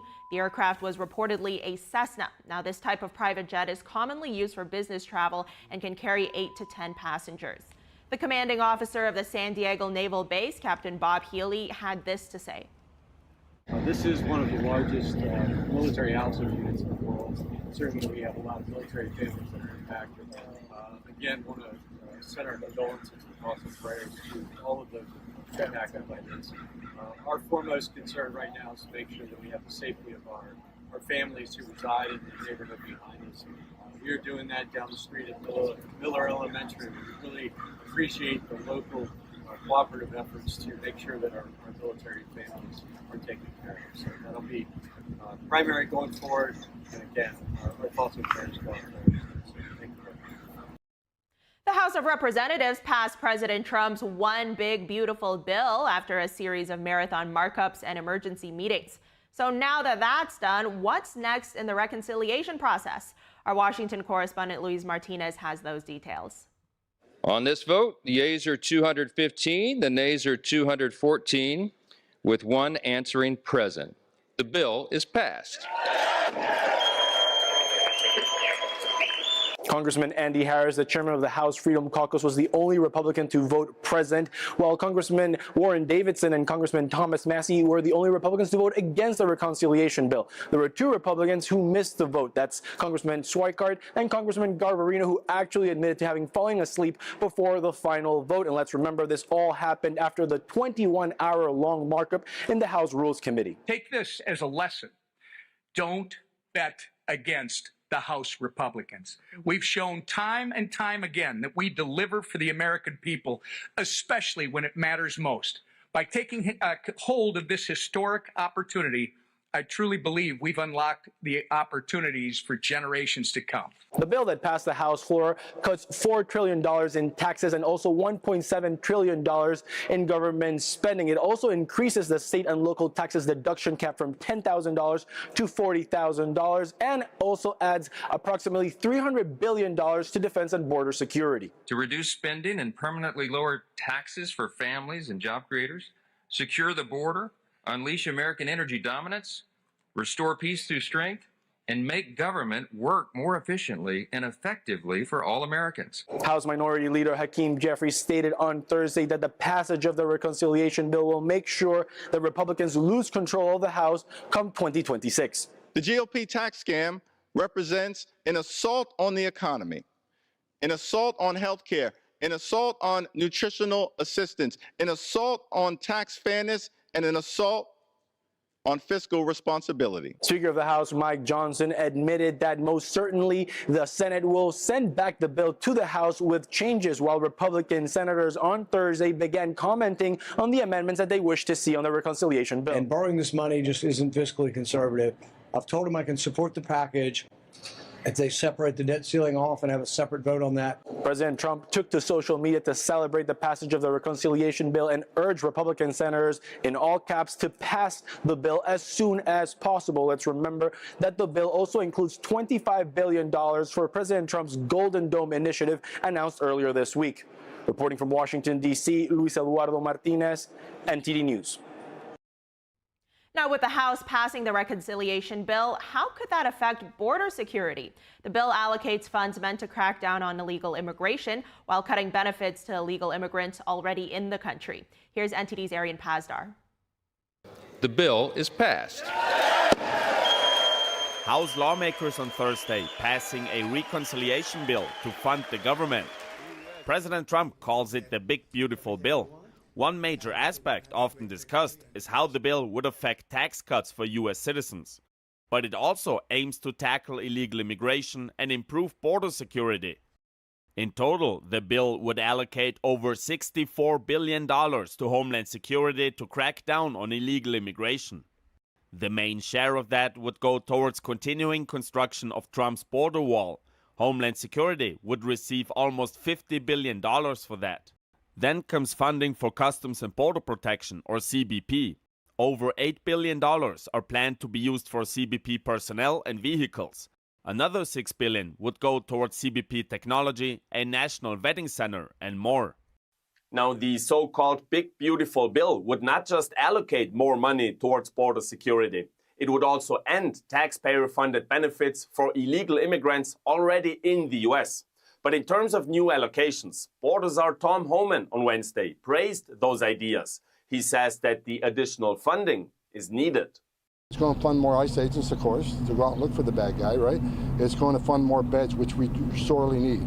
It's going to allow us to increase transportation contracts, both on the ground and in the air, to get people to a flight line, get people removed from the country. We need to arrest 3 times the many people arresting right now, and more money is going to allow us to do that.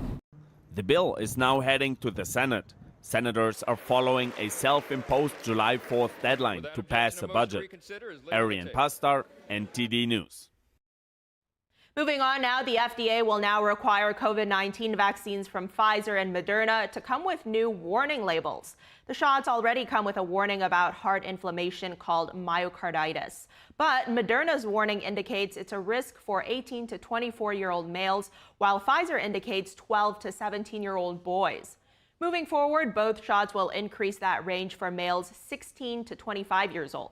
Myocarditis is extremely rare. Heart inflammation has been seen in about 38 males per million in the newly indicated age group. The news is another hit to COVID vaccines that comes after the FDA announced starting in the fall it will only be available for people who are at least 65 years old or with underlying conditions. When we come back, we speak to Dr. Susan Michael on hope and healing following the murder of Israeli embassy staffers Yaron Lashinsky and Sarah Milgram. We'll be right back.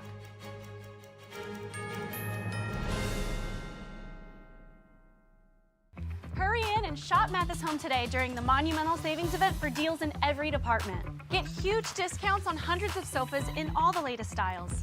Come and see the latest looks in bedrooms and dining rooms at the lowest prices ever. You can get it all in stock with fast and free delivery. Even an incredible selection of patio and outdoor furniture so you can enjoy every part of your home. For the best service, selection, and value, don't miss out on the Monumental Savings Event at your furniture superstore, Mathis Home. I'm Amy Grant, and I want to talk to you from my heart about the heart. I would have been the last person on the list to say this woman has a problem with her heart. So no, there was nothing about my life that said, you have a ticking time bomb in your chest. But I did. I wound up in the office of a cardiologist because I was there with my husband. And at the tail end of that, the cardiologist looked at me and said, I want to see you. No one was more surprised than I was to learn I was living with a rare heart condition.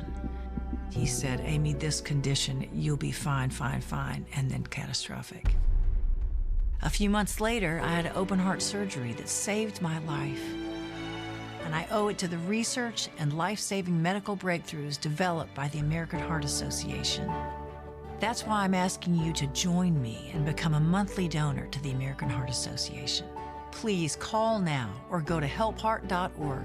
For only $19 a month, just 63 cents a day, you can help fund the next medical breakthrough, get the next person trained in CPR, and get the next hospital certified in high-quality cardiovascular care.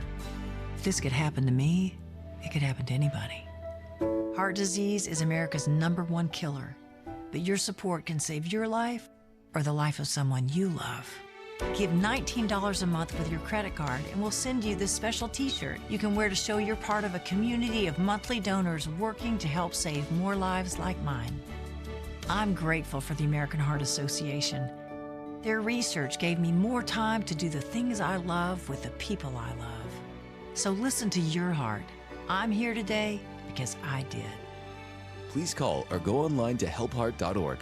Become a monthly donor, and for a limited time only, your first month's gift will be matched. Thank you.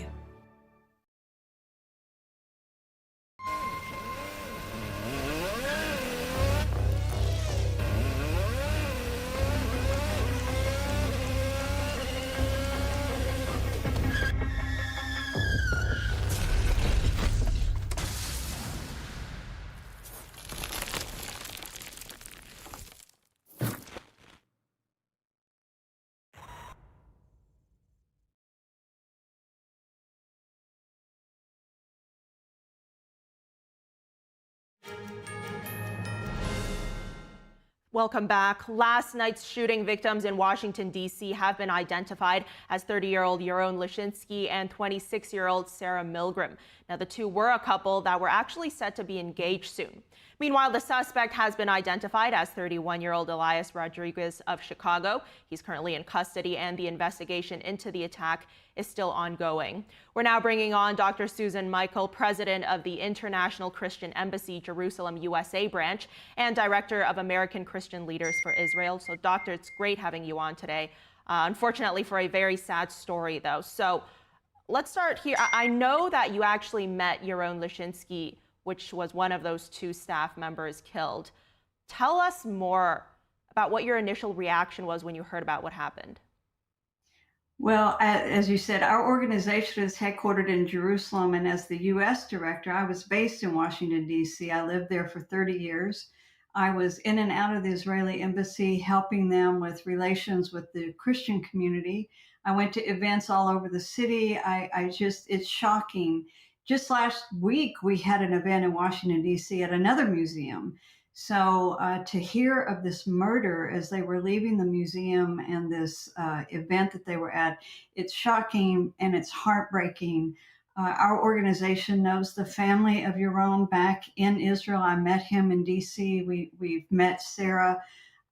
Just a beautiful, beautiful couple just at the very beginning of a very wonderful and impactful life. And their lives have been snuffed out. But of course, it speaks to us of the rising danger to the entire Jewish community in America, to the Israelis, and to all of those of us that stand with them. So it's really a big warning that we must do something and push back against the rising anti-Semitism and the violence that last night has demonstrated. And you mentioned that your organization was actually in touch with Yaron's family. Do you have more on what they've been saying, how they're feeling right now? I can't imagine how they're feeling. Well, of course, they're speechless and just heartbroken, and their whole community around them is rallying together to support them. And that's one thing about in Israel. It's like one big family. And even those that don't know the others very well will rally around when there's tragedy like this. So there is a lot of support for them. But I can't imagine the pain that they're going through. Absolutely. And when we talk about an incident like this happening in the heart of our nation's capital, right, what's supposed to be this pinnacle of the U.S. Constitution and the rights and protections that it stands for, I mean, it's absolutely unbelievable. I think it's a real wake-up call, first for the American government that's based in DC to realize how dangerous the streets have become. And this dangerous, radical, left-wing, anti-Semitic movement that uses anti-Israelism just to be anti-Semitic. The fact that they would kill any Jew that they come across shows it's not about politics and policy. It's just anti-Semitism and an excuse to attack and to kill Jews. So that's going on in the streets of the Capitol. The U.S. government needs to now really put pressure on the city of D.C., the municipality. I'm sure the police department are doing what they can, but they can have additional resources and help to make the streets of D.C. safer, because look how many political divides there are in D.C., how many political events night after night in different areas of the city. And if we allow violence to develop against any political cause, it just goes against the grain of what DC stands for. But I think it's even a louder wake-up call, and that's to the Christian community in America, because rising anti-Semitism is a serious threat to the Jewish community here in America. And we are the ones that need to stand up for them and push back. I mean, you know, if you have a bully or you have an enemy, you're only effective for so far. You need your friends to stand up for you. And the Jewish people need their Christian friends to stand up. And we have been building resources to educate the Christian community in America. But it's been a little hard to get their attention on the matter. So I'm hoping that this will be seen as a real red alert to get their attention, that we have got to learn more about anti-Semitism and how to stand up to it. Well, Doctor, go deeper here for us, because in your role as president of the International Christian Embassy, Jerusalem, here in the U.S., I'm sure you have a lot of experience here. Over the years, how have you viewed this rise in anti-Semitism and what's been done to tackle it? Well, you know, in Christianese, I would say it's just evil. And in every generation, it mutates and it comes up with a face and a message that is appealing to that generation. So throughout history, we had a religious Christian anti-Semitism actually for centuries. And that is no longer really acceptable. And then under the Nazis, we had a racial form of anti-Semitism, and that's now not acceptable. But today we have a political form of anti-Semitism. It's what we call anti-Zionism, and it's against the Jewish collective, not just the Jewish individual as a race or as a religion. It's against the nation of Israel as a Jewish state. And the way we recognize that it is anti-Semitic is that it's not just a logical criticism of a policy of the government of Israel. It usually just questions the legitimacy of Israel, the right for Israel to exist, and begins to demonize the people of Israel and accuse them of being Nazis and this sort of thing, that the country should be dismantled. And so it is today's form of anti-Semitism, and our young people are being bombarded with that in universities, on social media, and they don't recognize up front that it is anti-Semitism. They think it's politics. And this is one of the key things we need to educate the young people in America about, so that they can discern what is anti-Semitism and stand against it.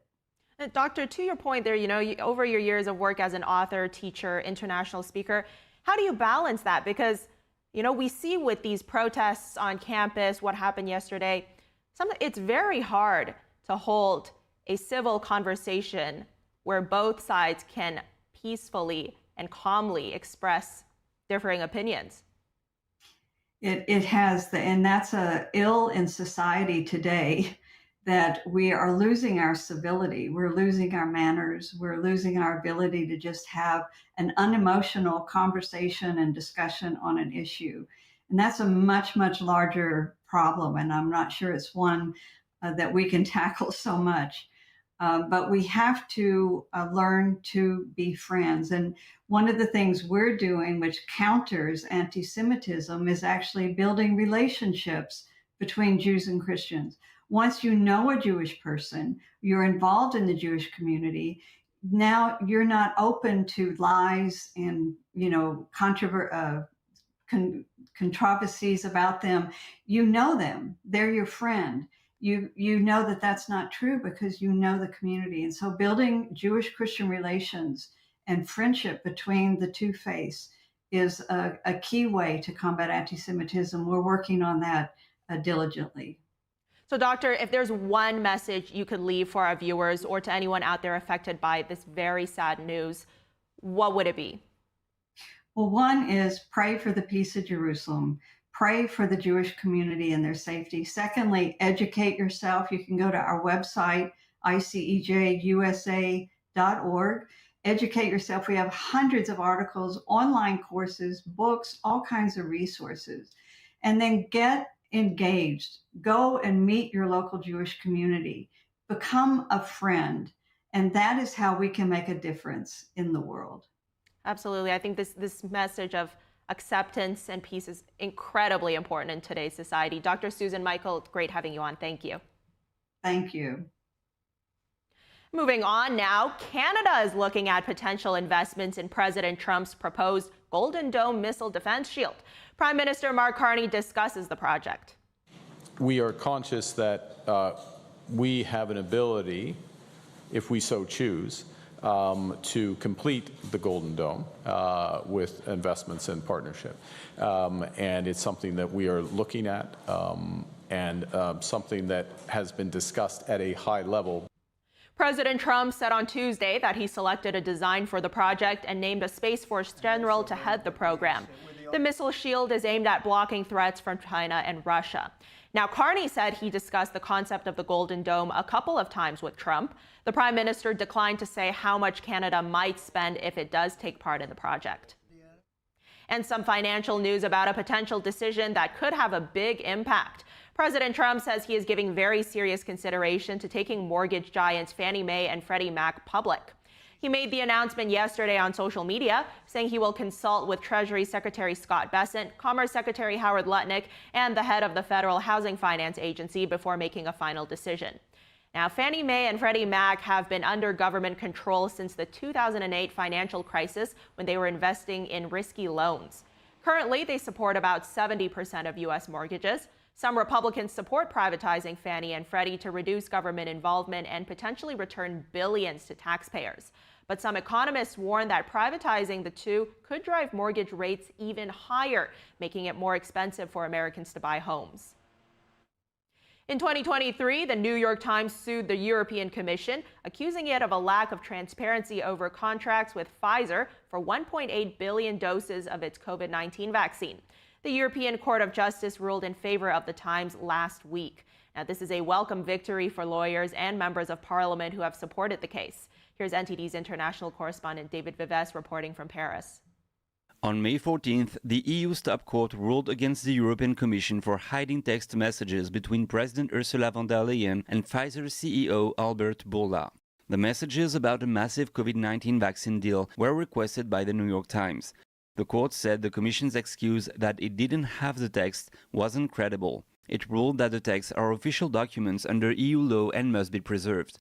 The New York Times legal action is just one of several complaints against the EU on that question. Lawyer Arnaud Durand led a class action lawsuit involving 2,000 plaintiffs and won the case in July 2024, requiring the Commission to disclose the messages. But to this day, the Commission has still not complied. Durand welcomed the decision by the European Court of Justice in the New York Times case. Sans l'initiative américaine, cette décision n'aurait pas eu lieu. Without the American initiative, this decision from the EU Court of Justice would not have taken place. In fact, I think we're ushering in a new era of cooperation between those working for health care transparency in the United States, such as the U.S. Secretary of Health and those doing so in Europe. He says the New York Times lawsuit could be a turning point for other similar cases. In Europe today, the Pfizer case is triggering alarm bells, raising serious questions about sovereignty and transparency. Ultimately, this decision adds yet another warning to the many already sounding. The EU Commission is built around corpocracies. I mean, this is a system in which corporations ultimately take power and decisions are made by and for large corporations. In the past, EU lawmakers asked to see the vaccine contracts, but received heavily redacted documents. These are the pages. Now, more members of parliament are demanding transparency from the Commission as scrutiny over the case grows. The decision of the EU Court of Justice will roll back this corpocracy. We'll see to what extent. But it's a decision that obviously goes in the direction of transparency. Durand says the Commission must not only release the SMS messages to clarify the terms of the vaccine contract, but also explain why it orders such an enormous quantity, 1.8 billion doses for 450 million people. David Vives, NTD News, Paris. Up next, tanks are heading to Washington, D.C. for the Army's 250th anniversary parade. That story and more in just a moment.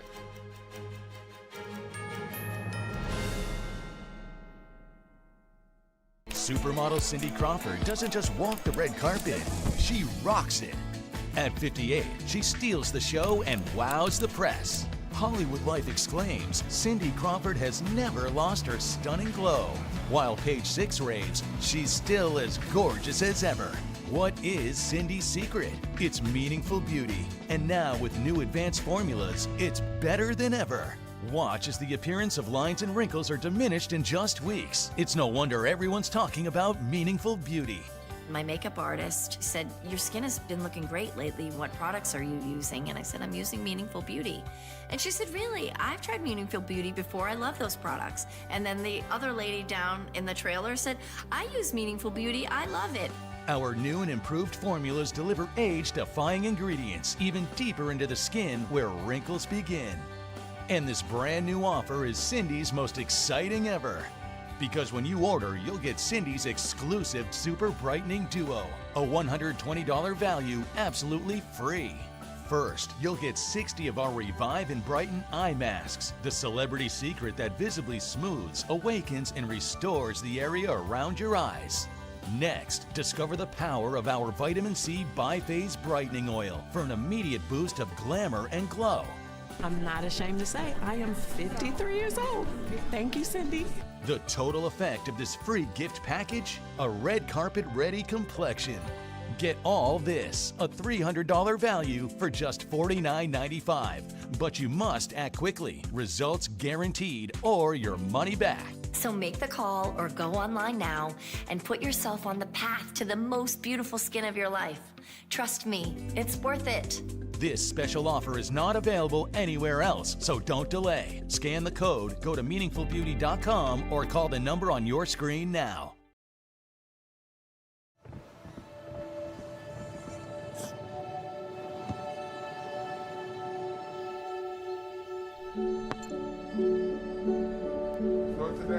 I don't remember how it started.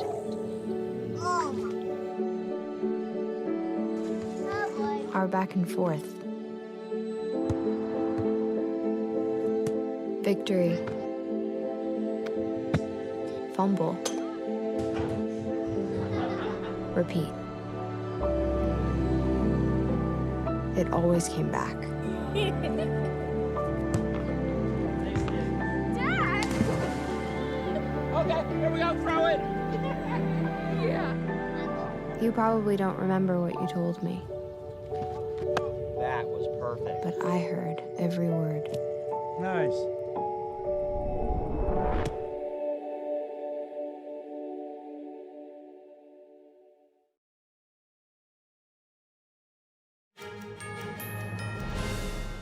The Army is preparing to celebrate its 250th birthday in very grand fashion with tanks, troops, and a parade through the nation's capital. The Department of Defense said the first M1A2 Abrams tanks began rolling out of Fort Cavazos, Texas yesterday, bound for Washington, D.C. Now, most of the journey will happen by train, with Fort Cavazos relying on its in-house rail yard facility to move the 140,000-pound tanks. Around half the vehicles in the parade will be coming from Fort Cavazos, including Bradley fighting vehicles, Strykers, Paladin howitzers, and about 1,800 soldiers as well. According to the Department of Defense, the event on June 14th will feature military demonstrations and a festival on the National Mall with fireworks, music, and a fitness competition. The Army expects as many as 200,000 people at the celebration, which is now projected to cost between $25 million and $45 million. The parade was added late in the planning process and echoes a similar event that President Trump proposed during his first term. Britain signs a deal to cede sovereignty of the Chagos Island to Mauritius. The islands are home to a strategic and vital military base that is jointly run by the United States and Britain. But under the deal, the UK will still retain full control of the base under a 99-year lease. Here's NTD's international correspondent Malcolm Hudson. A few moments ago, I signed a deal. Britain has agreed to hand over sovereignty of the Chagos Islands to the African nation Mauritius, but under a 99-year lease, will retain control of the largest island, Diego Garcia, which is home to a crucial joint US-UK military base. British Prime Minister Keir Starmer said the treaty is vital for defence and intelligence. The strategic location of this base is of the utmost significance to Britain. From deploying aircraft to defeat terrorists in Iraq and Afghanistan, to anticipating threats in the Red Sea and the Indo-Pacific, the base is right at the foundation of our security and safety at home. Secretary of State Marco Rubio said the US welcomes the deal, saying, "This agreement secures the long-term, stable and effective operation of the joint US-UK military facility at Diego Garcia, which is crucial to regional and global security." Diego Garcia is situated in the middle of the Indian Ocean and would be critical in the event of a conflict with China over Taiwan. British ministers argued that the deal needed to be done because the UK would have faced legal challenges within weeks, which could have jeopardised the base. British Defence Secretary John Healey said the UK will retain full operational control of Diego Garcia, including the electromagnetic spectrum satellite used for communications which counters hostile interference. Healey continued, "Nothing can be built within a 24 nautical mile buffer zone without our say-so, and we've secured an effective veto on all developments in the Chagos archipelago, and a strict ban will be imposed on foreign security forces operating on the outer islands." This came after concerns were raised about Chinese, Russian and Iranian influence over Mauritius. The deal will require the UK to inform Mauritius of armed attacks emanating from the base targeting a third nation. Under the agreement, Britain will pay Mauritius an average of $136 million a year to lease back the base for at least 99 years, with an option for a 50-year extension to the lease. Malcolm Hudson, NTD News. When we come back, Health Secretary RFK Jr. will release a report on making America healthy again. President Trump is expected to attend the event. Stay tuned, we'll bring that to you when it happens.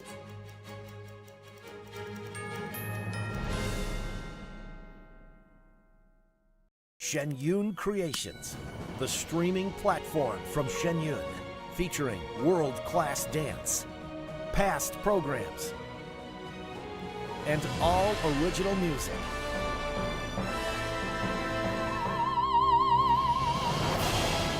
Masterclasses, behind the scenes, comedy, and more. Explore shenyuncreations.com.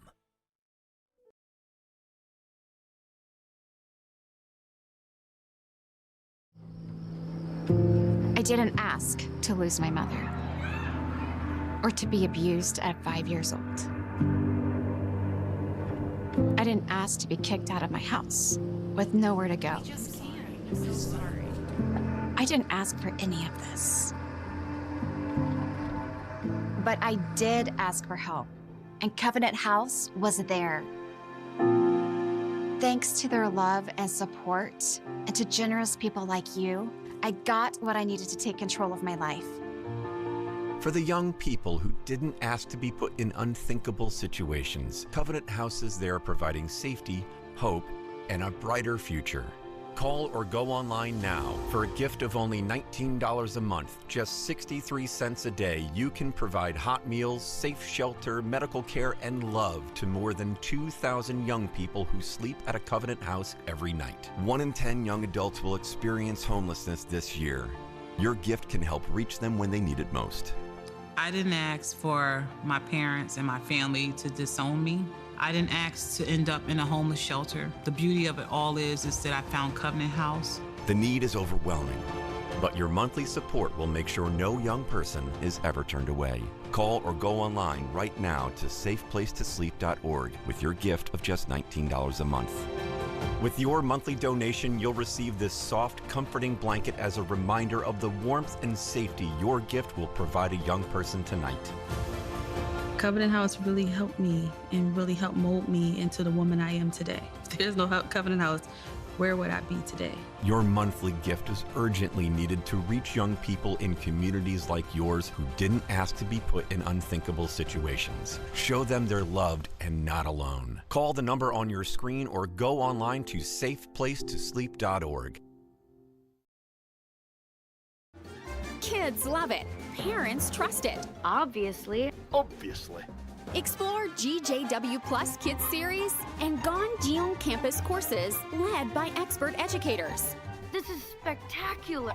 Children will learn values like respect, responsibility, and knowledge in language, science, and more. Wow. All while having fun. Perfect. Subscribe today at GJW Plus Kids, where learning meets fun. NTD News, the fastest growing independent news source in America, bringing you breaking news from around the world. Expert analysis, investigative reporting, and original award-winning documentaries. We're known for our uncensored China coverage you won't find anywhere else. We cover the stories that affect you and shape our world without the political noise. We report from the heart with you in mind. Watch us right here on NTD News.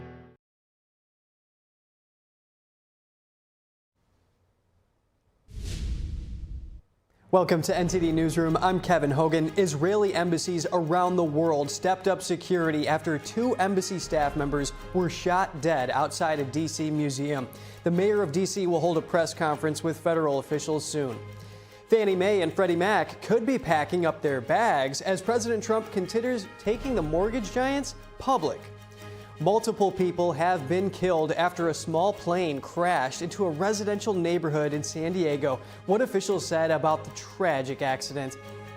Could age discrimination be listed on AI's resume? A new lawsuit claims Workday's technology for screening job applicants is discriminatory. Whether it's by car or plane, Americans have kicked off Memorial Day travel and are expected to set a new record this year.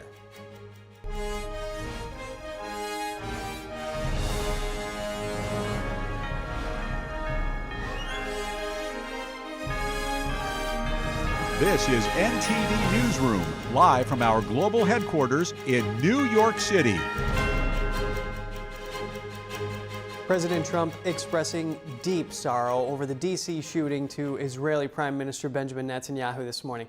The White House vows to prosecute the suspected killer to the fullest extent of the law. NTD's White House correspondent Iris Tao brings us more.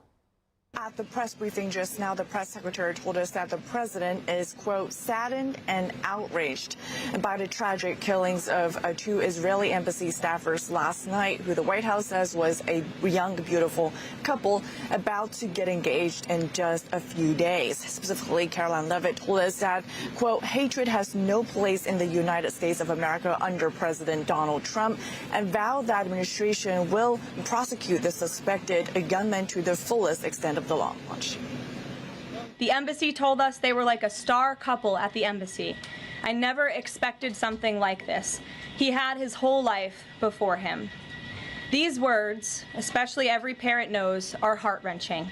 The evil of anti-Semitism must be eradicated from our society. I spoke to the Attorney General this morning. The Department of Justice will be prosecuting the perpetrator responsible for this to the fullest extent of the law. Hatred has no place in the United States of America under President Donald Trump. And the White House also told us that this morning President Trump spoke with Israeli Prime Minister Benjamin Netanyahu. The topics, of course, includes the murders in D.C. last night of the Israeli embassy staff. The Prime Minister's office, in a statement, says that Trump expressed, quote, deep sorrow over what happened last night. And then Netanyahu thanked President Trump for what he's been doing to making the efforts against manifestations of anti-Semitism in the United States. And meanwhile, the latest updates from the FBI says that the FBI is aware of, quote, certain writings allegedly authored by the suspect, and they hope to have updates as soon as possible to the authenticity very soon.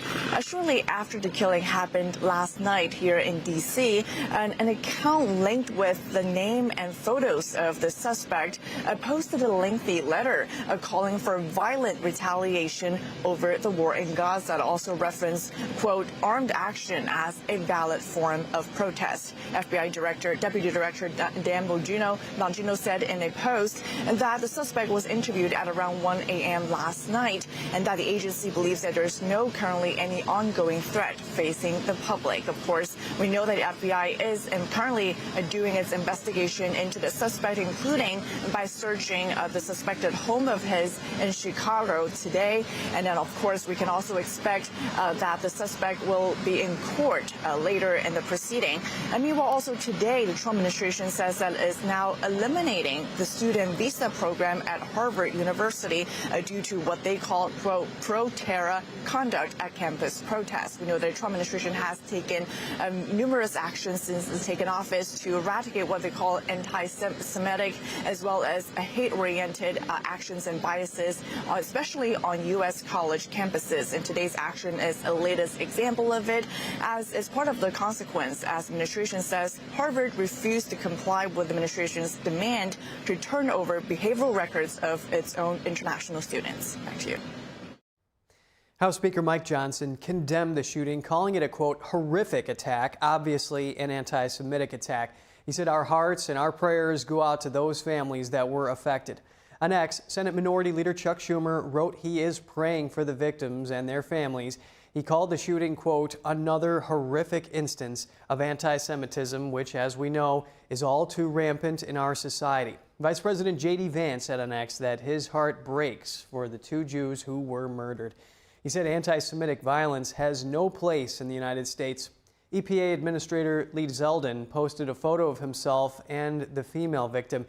He said he just met Sarah Milgram 2 weeks ago, adding, quote, she struck me as a young woman filled with life and positivity, heartbroken to learn she was one of 2 tragically murdered last night.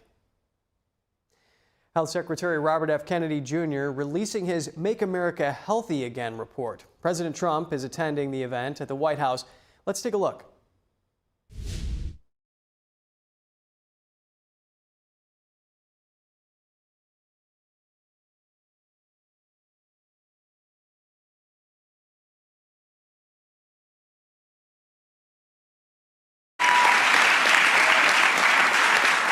And we're also joined by Secretaries Brooke Rollins, Scott Turner, Linda McMahon, Doug Collins, Doug Burgum, Lori Chavez DeReamer. You're doing a very good job, Lori. You know, she's considering she's a Democrat. You know, the unions say she's really good. I did it. You know, I took a lot of heat for doing it, and then they were all saying what a great job we did. Now everybody's happy with you. Great job. Thank you very much. As well as EPA Administrator Lee Zeldin, Budget Director Russ Vaught, SBA Administrator Kelly Law. Kelly's been amazing. She runs small business. She's actually the biggest business there is, right? She had no idea how big. She's doing great. FDA Commissioner Dr. Marty McCary. Thank you, Marty. NIH Director Dr. Jay Bhattacharya. Thank you very much, Jay. Thank you. And let's see, who do we have here? CMS Administrator Dr. Mehmet Oz, a tremendous guy, actually. Thank you very much, Mehmet. A friend of mine, a really great senator, Roger Marshall. Roger, thank you. Governors Mike Braun, Jim Pilon, Patrick Morrissey, Representatives Vern Buchanan, former Speaker of the House, Newt Gingrich. Newt, a very quiet man. Very silent man. Nice to see you, Newt. 4 months ago, I created the Presidential Commission to Make America Healthy Again, and today the commission officially delivers its first report on childhood health. Here are just some of the alarming findings, and they really are alarming. It's unbelievable, terrible. More than 40% of American children now have at least one chronic health condition. Since the 1970s, rates of childhood cancer have soared in many cases by nearly 50%, 50%. Well, in the 1960s, less than 5% of the children were obese. Now over 20% are obese. A few decades ago, 1 in 1, think of this one. This is, to me, the one that gets me every time, and it seems to be getting worse. Just a few decades ago, 1 in 10,000 children had autism. Today, it's 1 in 31. Last time I heard the number is 1 in 34, right? Now it's 1 in 31.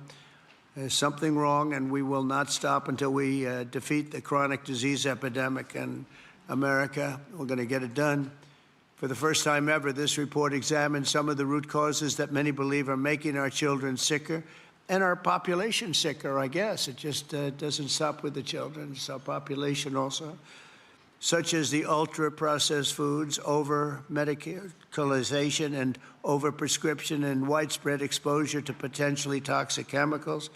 Unlike other administrations, we will not be silenced or intimidated by the corporate lobbyists or special interests. And I want this group to do what they have to do. We have to spell it out. In some cases, it won't be nice or it won't be pretty, but we have to do it. When you hear 10,000, it was 1 in 10,000, and now it's 1 in 31 for autism. I think that's just a terrible thing. It has to be something on the outside, has to be artificially induced, has to be. And will not allow our public health system to be captured by the very industries it's supposed to oversee. So we're demanding the answers. The public is demanding the answers, and that's why we're here. Already we're phasing out 8 of the most common artificial food dyes.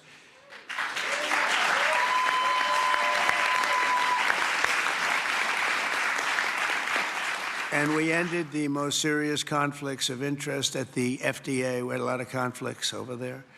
Earlier this week, we approved a SNAP waiver request from Nebraska so they can stop taxpayer dollars from being used to make our children obese. I understand requests from 3 more states will be approved shortly, and more are expected to come in the following weeks. Over the next 80 days, the Commission will build on its work in this report to develop a roadmap to bold and transformative public health reforms for our consideration. It's a consideration, and we'll lay out the facts. Let me say congratulations to the entire MAHA movement. This movement has become very hot. People are really, I tell you, they're going crazy over MAHA. They're going crazy, right?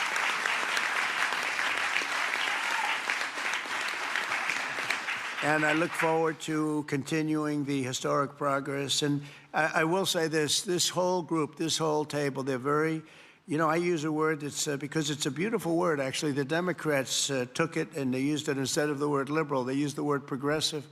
And normally I'd say you're very progressive, meaning you're far. They're not progressive. You are progressive. They shouldn't be allowed to use that word. And and so therefore I'm not going to use it to describe you, but you are far forward thinkers. You're amazing thinkers, and we appreciate having you. It's just tremendous talent around this table, the most respected people anywhere in the world, actually. And I've been a fan of Bobby for years. He came up to see me 13, 14, 15 years ago, I remember, and he left. And I made a couple of the statements that he made because I agreed with the same thing, and we both went through hell. Do you remember that? It was a massive, but you know what? We turned out to be right. It was sort of interesting. But I've been a friend of Bobby, and he's been a foe, too. He's tried to stop a couple of my jobs. In one case, he did stop a job, and I was really angry. And then about 4 months later, we went into like a depression. and I saved a hell of a lot of money by the fact that you stopped me. You're welcome. So I never minded. I always said, thank you very much for stopping that big job I was going to do. But he's a fantastic guy, and Bobby, we're with you all the way, and your beautiful wife is right sitting in the front row, and she's always been right there with you. And, you know, it was very interesting. When Bobby came, I really wanted Bobby to join, and he was doing very well as a candidate, really well. He was being treated very unfairly by the other side, but he was doing so well that they treated you unfairly. They had no choice. I think they said, in order to qualify, Newt, you had to have 80% of the vote. Okay, do you remember that deal? You had to have 80% of the vote in order to qualify to run against Joe Biden. And Bobby thought that was a little unfair, and that was about it. And he came on board, and we got very lucky. But you really helped, and I want to thank you very much, really. We're with you all the way. Thank you very much. So Bobby, if you'd say, give him your thoughts, please. Well, thank you very much, Mr. President. And I do want to say something, because I get a lot of credit for steering this administration toward the MAHA movement. But I joined the campaign in August. I joined President Trump in August and became, went from independent to his campaign. But it was in June that he made a speech specifically on this issue. It was a MAHA speech before MAHA existed. And I took note of that speech at the time and thought there's a potential here for a common ground. I want to thank you for your vision, for your courage, for standing up. President Trump is a populist president. He's a president, he's blamed for giving money to billionaires and all this stuff. We hear about that all the time. But he is on the side of the middle class, the working class, the poor in this country, people.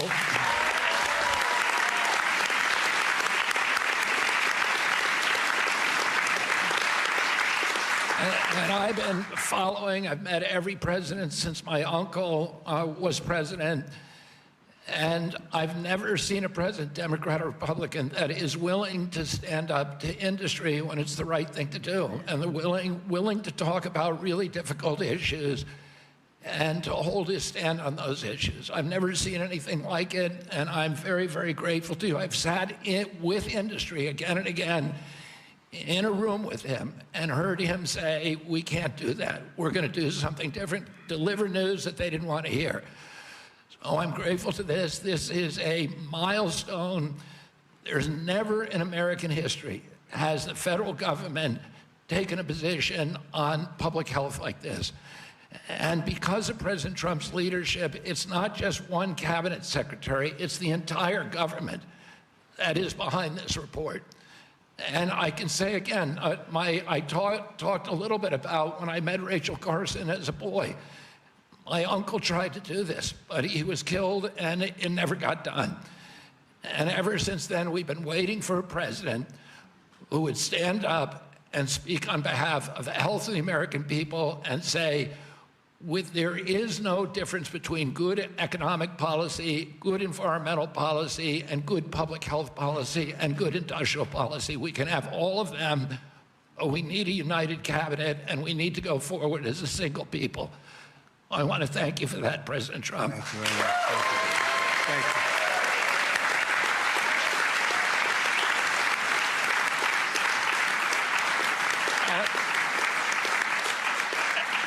At its core, this report is a call to action for common sense.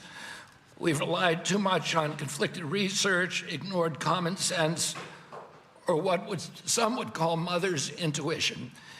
It's common sense that ultra-processed, nutrient-poor food contributes to chronic disease. It's common sense that excessive screen time and isolation lead to anxiety and depression, especially in children.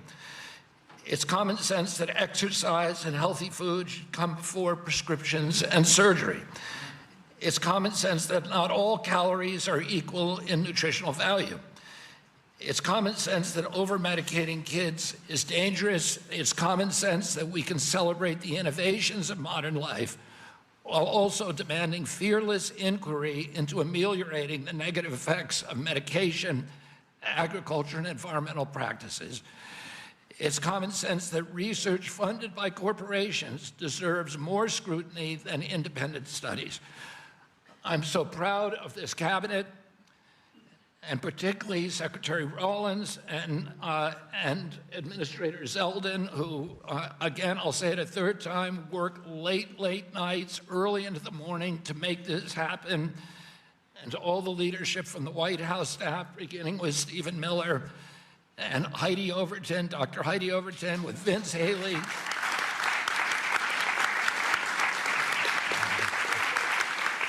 Their leadership and their steady hand in getting us to the goal line we could not have done it without them. They helped us grapple with weighty issues and committed this administration to solving large, complex challenges like children's health.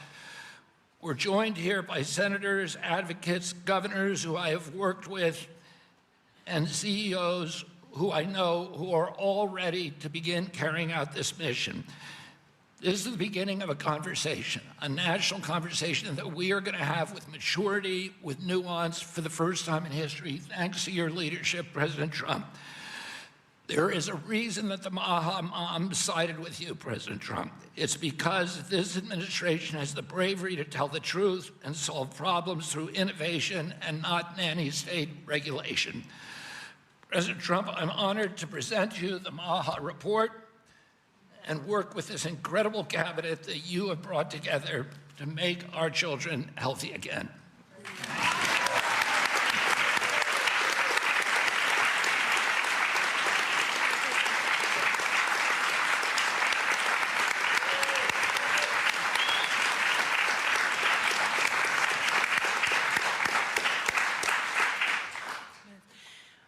Three things. First, on behalf of an extremely grateful nation, and on behalf of a lot of extremely grateful Maha moms who are out there, Secretary Kennedy and Mr. President, thank you. I see a Maha mom and grandma and our amazing Chief of Staff right there, Susie Wiles. I see a Maha mom and Caroline Levitt, and all across our cabinet. Sir, my oldest son, Luke, is here. Stand up, Luke. I am a Maha mom of 4. And this hits particularly close to home for every single one of us in this room. That's the first thing. The second thing is that you mentioned, sir, in your remarks that we are on track to sign multiples of SNAP waivers to get junk food and sugary drinks out of our food stamp system. And I am so proud.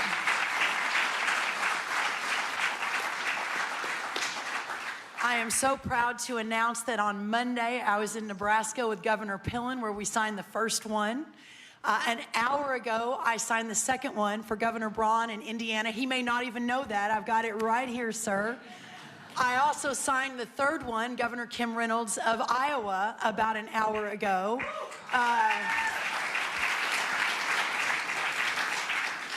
With a half a dozen more coming down the line.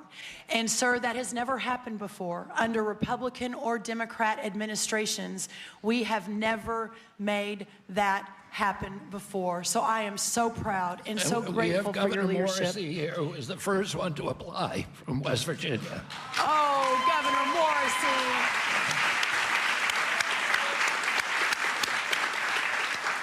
We will make sure you're at the top of the pile, sir. I apologize. Governor Sanders has been a leader. Governor Polis from Colorado. It has been remarkable how these governors have stood up. That's the second thing. The third and final thing, sir, is we all know that at the center of making America healthy again is making American agriculture great again. Without American agriculture at the center of this discussion, we have the most robust, the safest, the best agriculture system in the world. And in partnership with the amazing Secretary Kennedy and all of these incredible patriots sitting around this table, under the leadership of the extraordinary President Donald J. Trump, we will make America healthy again. And what an honor it is to be a part of that. Well, thank you, sir.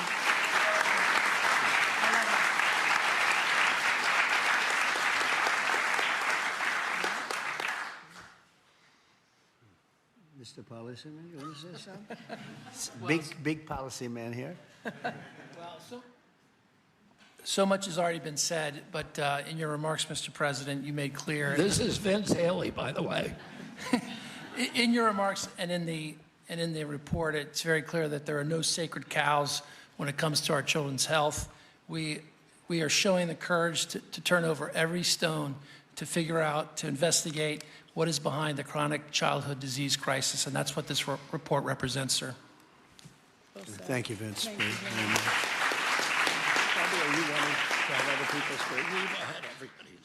Oh, good. Most have already spoken. That's very good. But the fake news wasn't here. What's going on?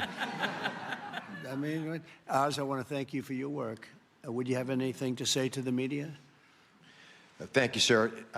I think it's a moral failing if we don't address this, but it's definitely a financial failing as well. 50% of children are on Medicaid or on the CHIP program. It is an obligation we all have to address this reality. As you know, the cost of Medicaid has gone up 50% in 5 years. Right. I thank you very much for having the bravery to commission this report, and Secretary Kennedy, Secretary Rollins, Lee Zeldin, everybody else on this panel for being able to effect what has not been done since this law for Medicare and Medicaid was written in 1965. God bless you. Thank you very much, Oz. Thank you.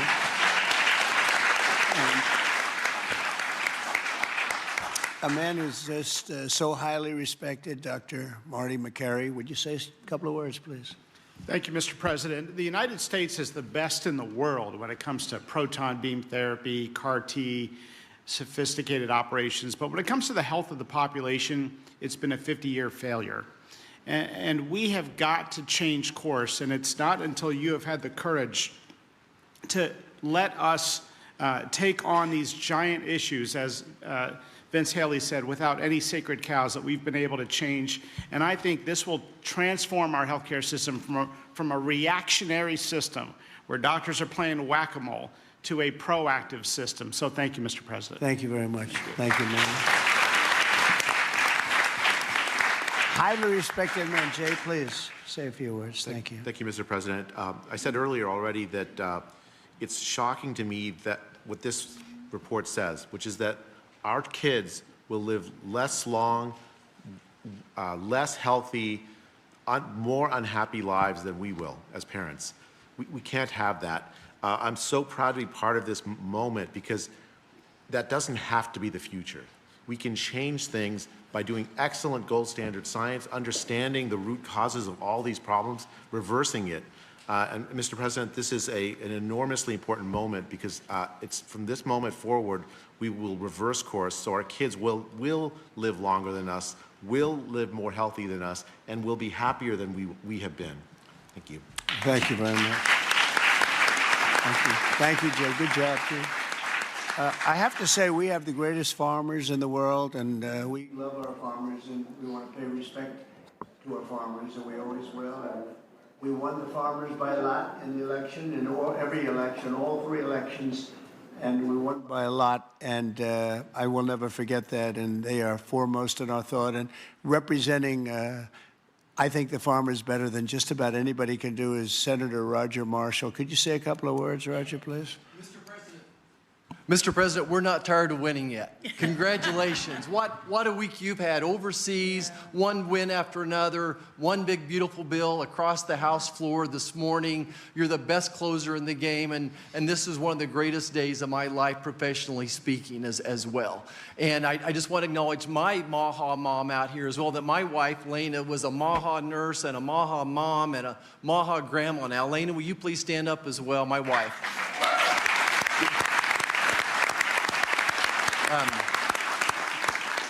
Mr. President, as you know, I spent 25 years delivering babies most every day. We saw a huge epidemic of diabetes, of pregnancy, and this has exploded in so many different directions now. We have an epidemic in mental health in our youth, obesity rates 20%, 30%, 20% of our children on a prescription drug, 60%, 70% of adults on a prescription drug. We can do better than this. And it does start with the farmer. It starts with soil health. And I just want you to know that our farmers are so committed to this as well. And so many of them are already doing great things. They're making the soil healthier. They're using less pesticides. They're doing all the right things. It's going to take a little bit more effort and time to get everybody with those practices. But the American farmer and rancher were the original environmentalists, the original conservationists, and they'll be right here working beside us. And we appreciate your support of them as well. Thank you, Roger. Great. Thank you. So I think I'll close by just saying that something happened a week ago that was very, very important, profound, but very important in so many ways. For years, I noticed that other countries paid much less for drugs and pharmaceuticals than we did. But I don't mean 2% less or 10%, which would be good, but I don't mean 20 or 25 or 30%. I mean, sometimes we paid 10 times more, 12 times more, 13 times more than other countries, where people from our country would be seen going into Mexico and seen going into other countries, leaving on trips and bringing their drugs home because they'd get in London, they'd be able to buy a drug for 1/10 the price of what it costs in New York City. And I watched this. And I watched it during my term, and I didn't like it. I didn't like it. And it's a very complex system, but, you know, we're smart also, maybe much smarter than they are. And at some point, we had to figure out, and I heard it was the middleman. Nobody told me who the middleman was. Nobody knew who the middleman was. Nobody ever heard. All I heard is the middleman. I said, they've got to be the richest people in the world, whoever they are. We don't even know if there is a middleman. All I know is that the drugs were 10 times higher and sometimes more than that. And I really got into it over the last year, and I figured the whole system out. And for various and sundry reasons, the United States of America was being screwed, and we were being taken advantage of and being laughed at for years and years. And I said, it's not going to happen anymore. And I brought a great gentleman, the head of Eli Lilly, in, who's great. He really is. He's great. He's done a fantastic job, and others also of the companies. And I'd have it out with him. I had debates with him, actually, and pretty much it was a debate that was impossible to lose. You had to be a real bad debater to lose that debate because they couldn't justify it. They tried to say, well, you know, we pay for research and development, and the United States has agreed to pay for 100%. I said, why? Why are we paying? And by the way, that wasn't even the number because it's still way too high if you took all the research and development. But you have other countries that are a lot more vicious than us in terms of their representatives. And they'd set a price for a drug and they'd say, tell the United States to pay for the rest. We were subsidizing the whole world. And I said, we're not going to do that anymore. We've been a laughing stock for so many years. The last 4 years, we've been a laughing stock. I said it. We were a laughing stock, and now we're the most respected and we're the hottest country in the world. We're going to remain that way. We're going to do that with drug costs, too. And so I said, I'm going to do something that's a very unpopular thing to do with a small number of people, mainly the people that own the drug companies and others. And I'm not even blaming them. They were able to get away with it. But it was really other nations that took advantage of us because the drug companies were under their thumb. And they would say, this is what I'm going to pay. And the European Union was right at the top of the list. Let me tell you, we're going to pay $20 for this, and we're not going to pay any more. And America would pay $240 for the same thing that they're paying $20. They said, tell America to pay for the rest. And for years, they went along aimlessly, and they did it. And I started making changes, and I'll never forget the end of my first term, which was very successful. We had the best stock market ever. We had the best economy ever of any president. We went up 88% in the stock market, as an example, and I think 116% in one of the other indices. And we had, we're doing well, but this whole thing with the drug costs always bothered me. And I started really studying it, and it's very complicated stuff. And I said, you know what? We are paying so much more, and I demanded favored nations. We're the biggest buyer, we're the best buyer, we're the most solid buyer, we're the one that paid for all of the research and development. And I said, we're going to do something that's earth-shattering. So at the end of my first term, I was so proud because it's the first time in 28 years that any president reduced drug prices during the course of 4 years. And you know what the number was? 1/4 of 1%. But it was down 1/4. Think of it, 1/4 of 1%. Very little. Essentially, they remained the same. But I wanted to get it down, and I was so proud. I thought I was the greatest guy in the world. I took it down 1/4 of a percent, and I had news conferences. I was bragging. I'm the only one that did it 28 years. And then I said, that's not very much, because we were still paying so much more. And I decided I've got to break the system.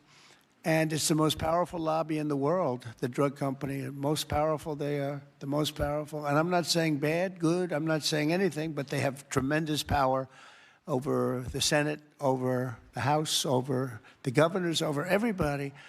And they spend more money, billions and billions of dollars. And I said, I don't care. I have to do what's right.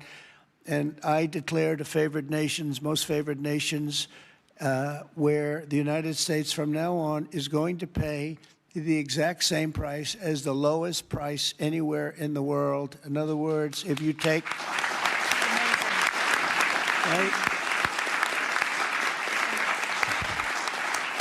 In other words, if you take the country that's paying, and let's say in a certain part of, there may be some country out there that pays a little bit less for very good reasons because of the fact, a thing called poverty or whatever. But we take the lowest country, say European Union countries as a whole, that would be fine.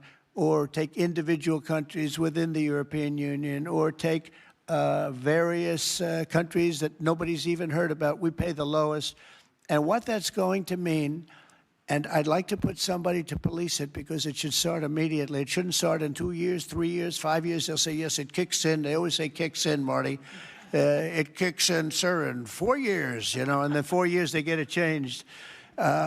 It should mean, so remember I told you I was happy with 1/4 of 1%.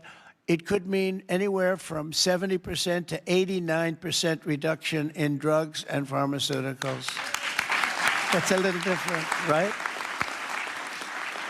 And I've actually had some congressmen call me and they say, sir, could we talk about this? I said, no. They wanted to talk because, there's tremendous power against them. And I understand that. And every one of them was covered. Senators were. I see Roger smiling, and Roger probably was too. But you know what? He wants to do the right thing, right? He wants to do the right thing. And we're doing the right thing. We're taken advantage of, and forget the drug company, we're taken advantage of by other countries that insisted with the drug companies that they were going to pay X dollars, and we're not paying any more, and you're not doing business here. And they were nasty about it, because these people are almost sort of afraid of them. And we are going to now get a reduction in drug costs of up to 89% in some cases, but 50% would be a bad number. So think of that. 50% versus 1/4 of 1%. Think of that, 85, 89, 91, 72%. It's going to be massive numbers. It's going to be incredible for Medicaid, incredible for all forms of health care. Medicare is going to have a huge impact, so big that nobody can calculate it. I mean, this thing could drop by 25, 30%. The drugs are a very big part of it, right? So very big part. So it'll affect everything. It'll affect your whole life. The amount of money you're going to be saving is going to be incalculable. Nobody can believe I had the courage to do it. I don't think it's courage. I think it would have been courage not to do it. I tell you what, not to do it would have taken far more courage, because I was tired of it. And I was listening to these guys, and they make a lot of money every year, millions and millions of dollars a year. And I agree, because at the beginning, because of the complexity, you'd walk out of a room, you'd hear them talking, and, they almost convince you that it's a great system, it's a wonderful system, even though we were paying 10 times more. That's why they make $30 million a year, because they were good, but not any longer. And one of them just threw up his hands after I was just pounding on him. He said, I can't do it anymore. It's the hardest thing I have to do is trying to justify this damn thing. I can't do it anymore. One of the biggest companies, I just can't do it anymore. You're right. And as soon as he said that, that was like incredible, because I understood exactly he couldn't do it. He said it's the hardest thing he had to do is trying to justify why we're paying $200 for something and somebody else is paying $12. That is a neighboring country. Take Canada.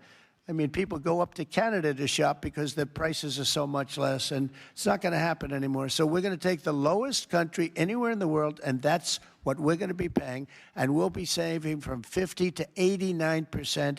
And these are big, these are tremendous numbers. There's not going to be anything where we're paying 10 times more than somebody else. And one thing that is very important, and it's got to be implemented, it's done. I've done the order, it's done.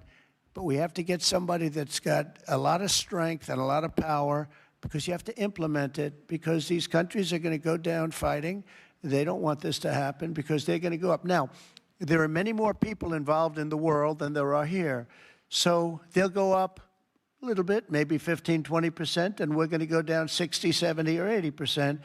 But they will fight the drug companies. The drug companies are very worried that they're going to fight, and that's okay. If they fight, we'll just say, that's okay. We are not going to let you sell any more cars into the United States, or we're not going to let you sell any more wine or liquor or alcohol or something that's actually much more important to them than the drugs. And we're going to be able to force that issue if we need to. They should do it. We're basically equalizing. They should do it. And, you know, the drug companies should do just as well. This shouldn't be a hit on their stock. I don't think it will be. It's basically, it's going to be the same amount of money, but it's going to be redistributed. And it's going to be redistributed, so they're going to pay a little bit more, and we're going to pay a lot less. A little bit more because there's so many more. So, you know, it's a bigger number. And so, Bobby, I'd like to ask you and Dr. Oz and Marty, perhaps, and Jay, and maybe representing the world's politicians, I can ask Roger, who's so great with this whole subject, if you would be very, very tough and very, very, very powerful in a sense. It's not easy. You know, you're going to have to get this done. The drug companies are going to say, well, they won't do it. And maybe they won't. And if they don't do it, we're going to not do business with that country or those countries. But we're going to have to be very tough until it's totally stabilized and equalized. And Oz, I mean, I see your eyes are gleaming because you've been talking about this for a long time, but you've never had anyone willing to do it. But I'm willing to do it. And I think it's going to go down as one of the most important things we've ever done, because drug costs are going down. Think of it. Then every year for 21 years, the costs have gone up. And now they're going down maybe by 85, 80. I'm telling you, 89% in two instances, 89% cut. Nobody's ever seen anything like it. So I'd like to ask Oz in particular, because you and I know each other. He's a very tough hombre, this one. He's tough as hell. And so if you can lead the group, and it's not going to be easy. You're going to have to get in, and you're going to have to fight. If you do it, you can have, within a period of weeks, you can have drug costs that drop like a rock, okay? So you, as a group, I have great confidence, and if you don't do it, I am firing every single one of you. Good luck, guys. All right? Can you handle it? The companies are all coming in, and we've heard some very interesting. Sorry, the companies are all coming in. We've had some very promising interactions. So, okay, good. Well, give me a little time to be a tough hombre. You'll do a great job. I have no doubt about it. Thank you very much. Any help, I will be there to help you, okay?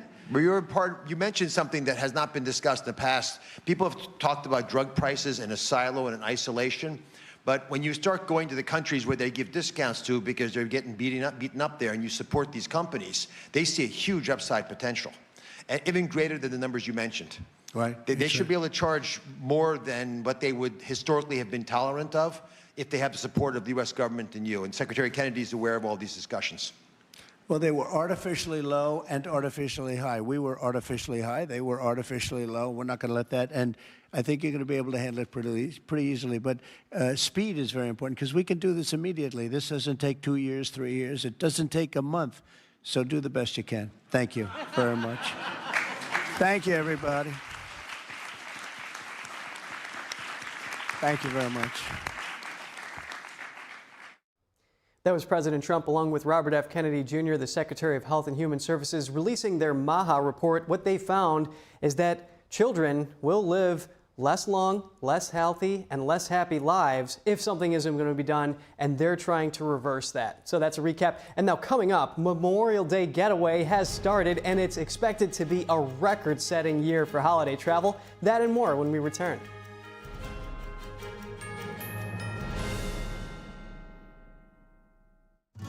Say goodbye to harsh, bitter coffee and hello to a delicious, smooth brew. With specialty quality beans, expertly roasted in-house, you'll taste the difference with every sip. Fermented with a blend of 50 enzymes, Days Coffee delivers a rich brew like no other. Made with the highest grade specialty beans available, you're sure to taste the difference. Elevate your morning with Days Enzyme Fermented Coffee. I'm excited to announce that we're having a huge sale on overstock and brand new products. For example, MyPillow Percale bed sheets, every color, every style, every size, only $29.88. Our Percale bed sheets are breathable, cool and crisp, and they're perfect for spring and summer. And check out Rev 7, the next generation of energy drinks. It tastes great, and it gives you energy all day with no jitters and no crashes. Best of all, it's actually good for you. And for a limited time, try our 3-pack absolutely free. So go to mypillow.com or call the number on your screen. Use your promo code to save 20% on our Rev 7 12-packs, or try our introductory 3-pack absolutely free. And our Percale bed sheets, all sizes, only $29.88. Twin size, full size, queen size, king sizes, all $29.88.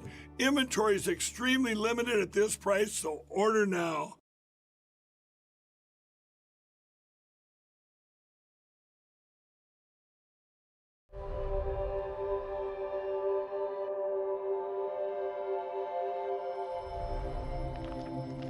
My 15-year-old son, Ethan, and I had a fun and relaxing morning. We returned home, and Ethan walked to his best friend's house an hour later. I heard the ambulance scream by the street, carrying my beautiful boy. Ethan was shot in the head in his best friend's house with an unsecured gun. He had zero chance of survival. The father, the gun owner, he stored his 3 guns and bullets in a shoebox.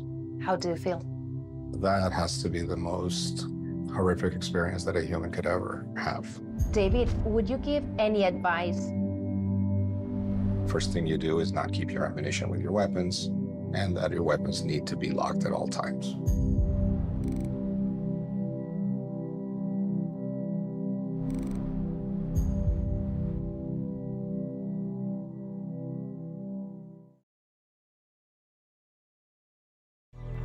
When they learn something new and you can just see in their faces, it's such an incredible moment. It's those moments that are my favorite.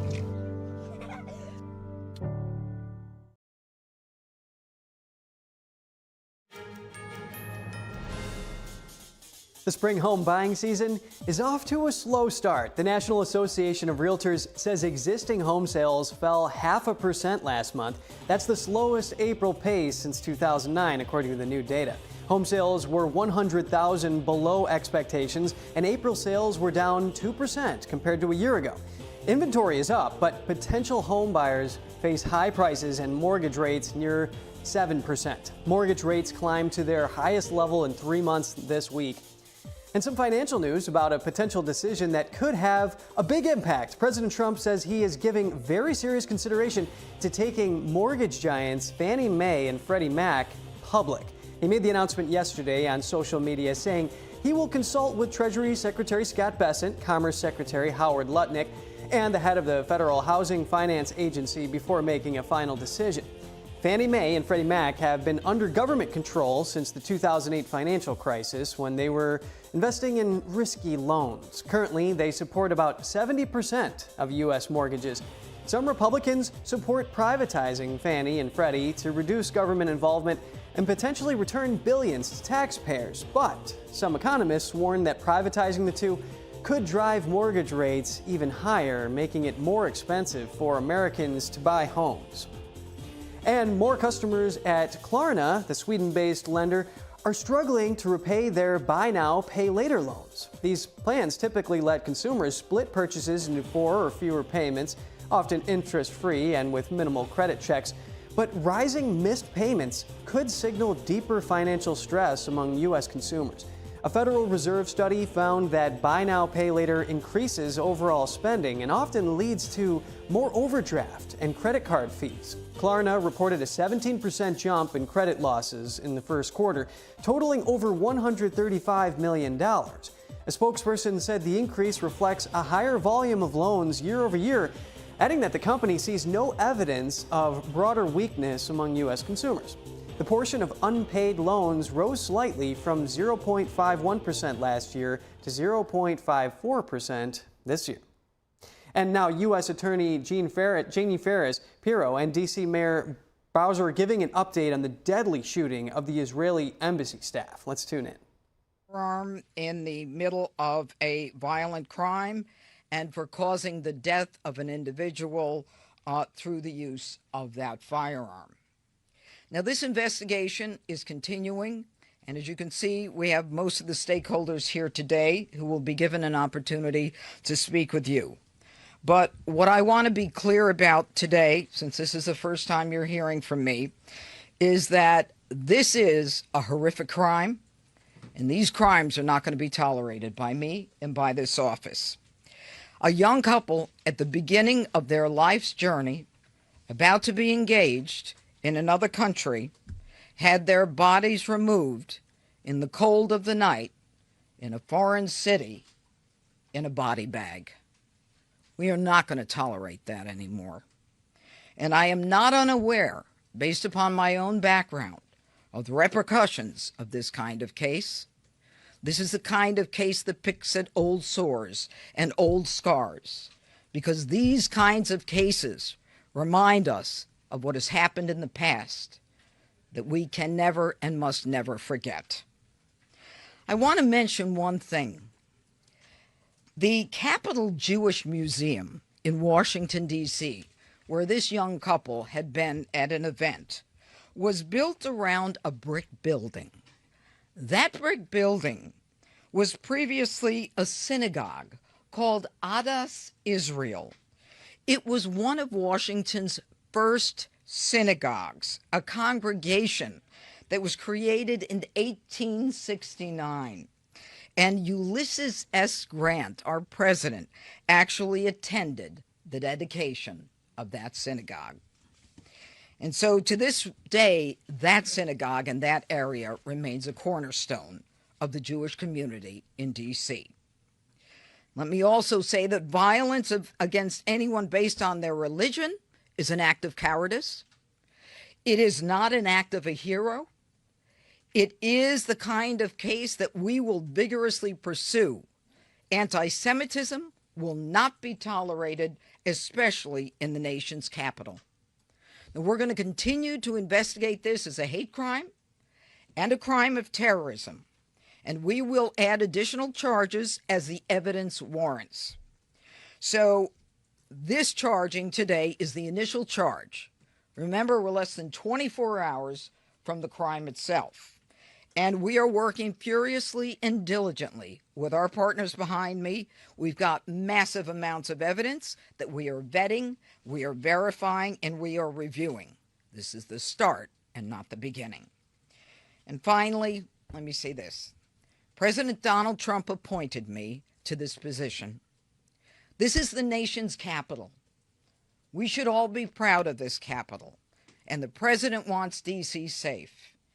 And I and the partners behind me are going to do everything we can to make people proud of this city, whether they're from this city, from the country, or from other parts of the world.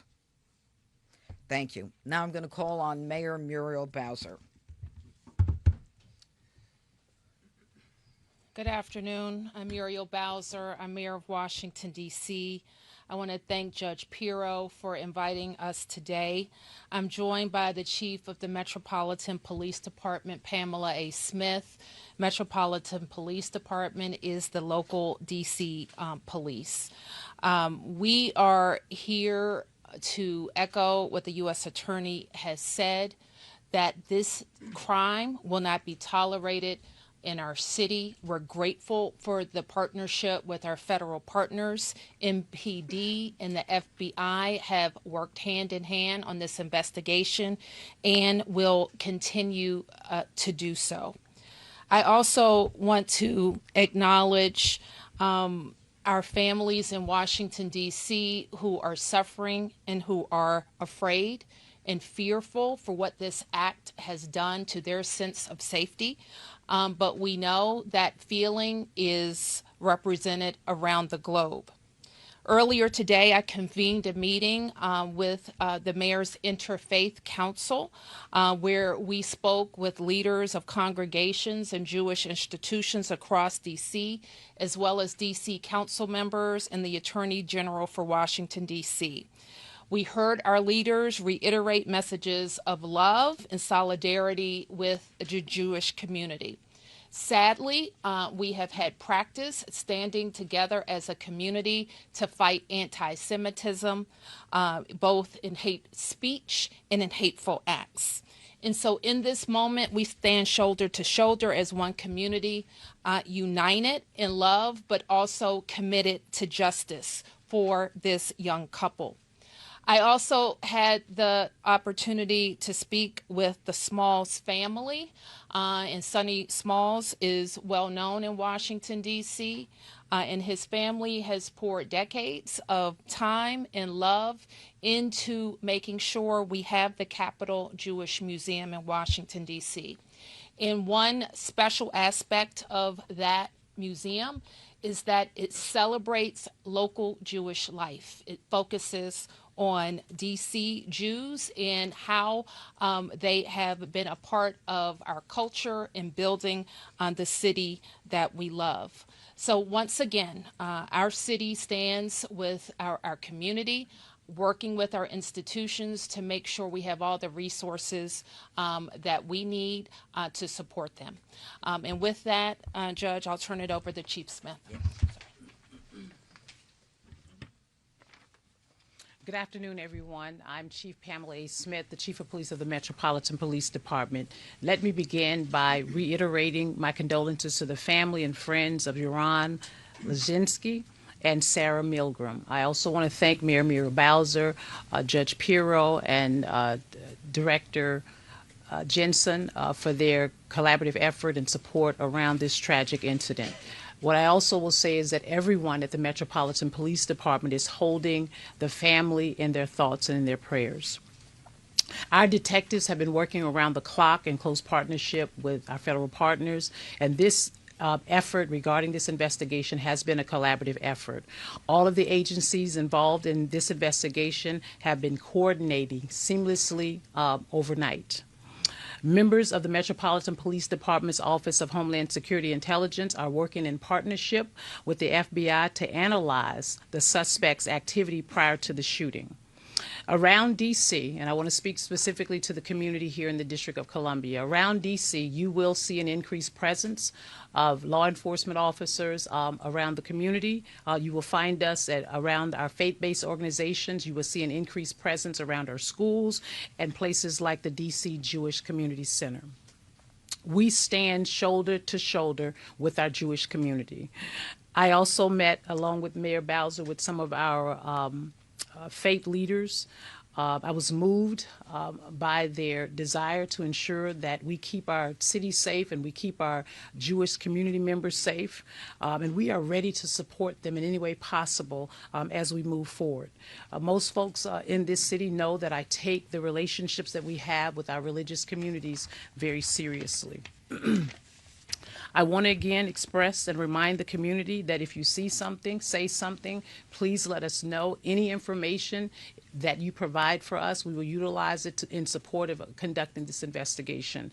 I will now turn it over to the Assistant Director in charge of the Washington Field Office, Steve Jensen. Thank you, Chief. As the Chief said, I'm Steve Jensen. I'm the Assistant Director in charge of the Washington Field Office for the FBI. And I'd like to start by reiterating what Director Patel pushed out publicly, that the tragic murder of these two Israeli embassy employees outside of the Capitol Jewish Museum last night was both an act of terror and directed violence against the Jewish community, and it has the full and unwavering attention of the FBI. The FBI Washington Field Office, JTTF, has been in lockstep with NPD, and with the assistance of FBI offices across the country, we're continuing to investigate and contact the subject's associates, his family members, and coworkers. We are also executing search warrants for his electronic devices, reviewing his social media accounts, and all of his internet postings. Regarding some internet postings, we are aware of some writings that are purported to have been authored by this subject. We're actively investigating to determine both the authorship and the attribution of these writings, if they belong to this subject or not. I'd like to thank our partners in the U.S. Attorney's Office for bringing these significant federal charges in quick order within 24 hours or less than of the time of this incident. Make no mistake, this attack was targeted anti-Semitic violence, and it won't be tolerated. These significant charges are a step towards restoring justice for the victims and their families, but our work is not done.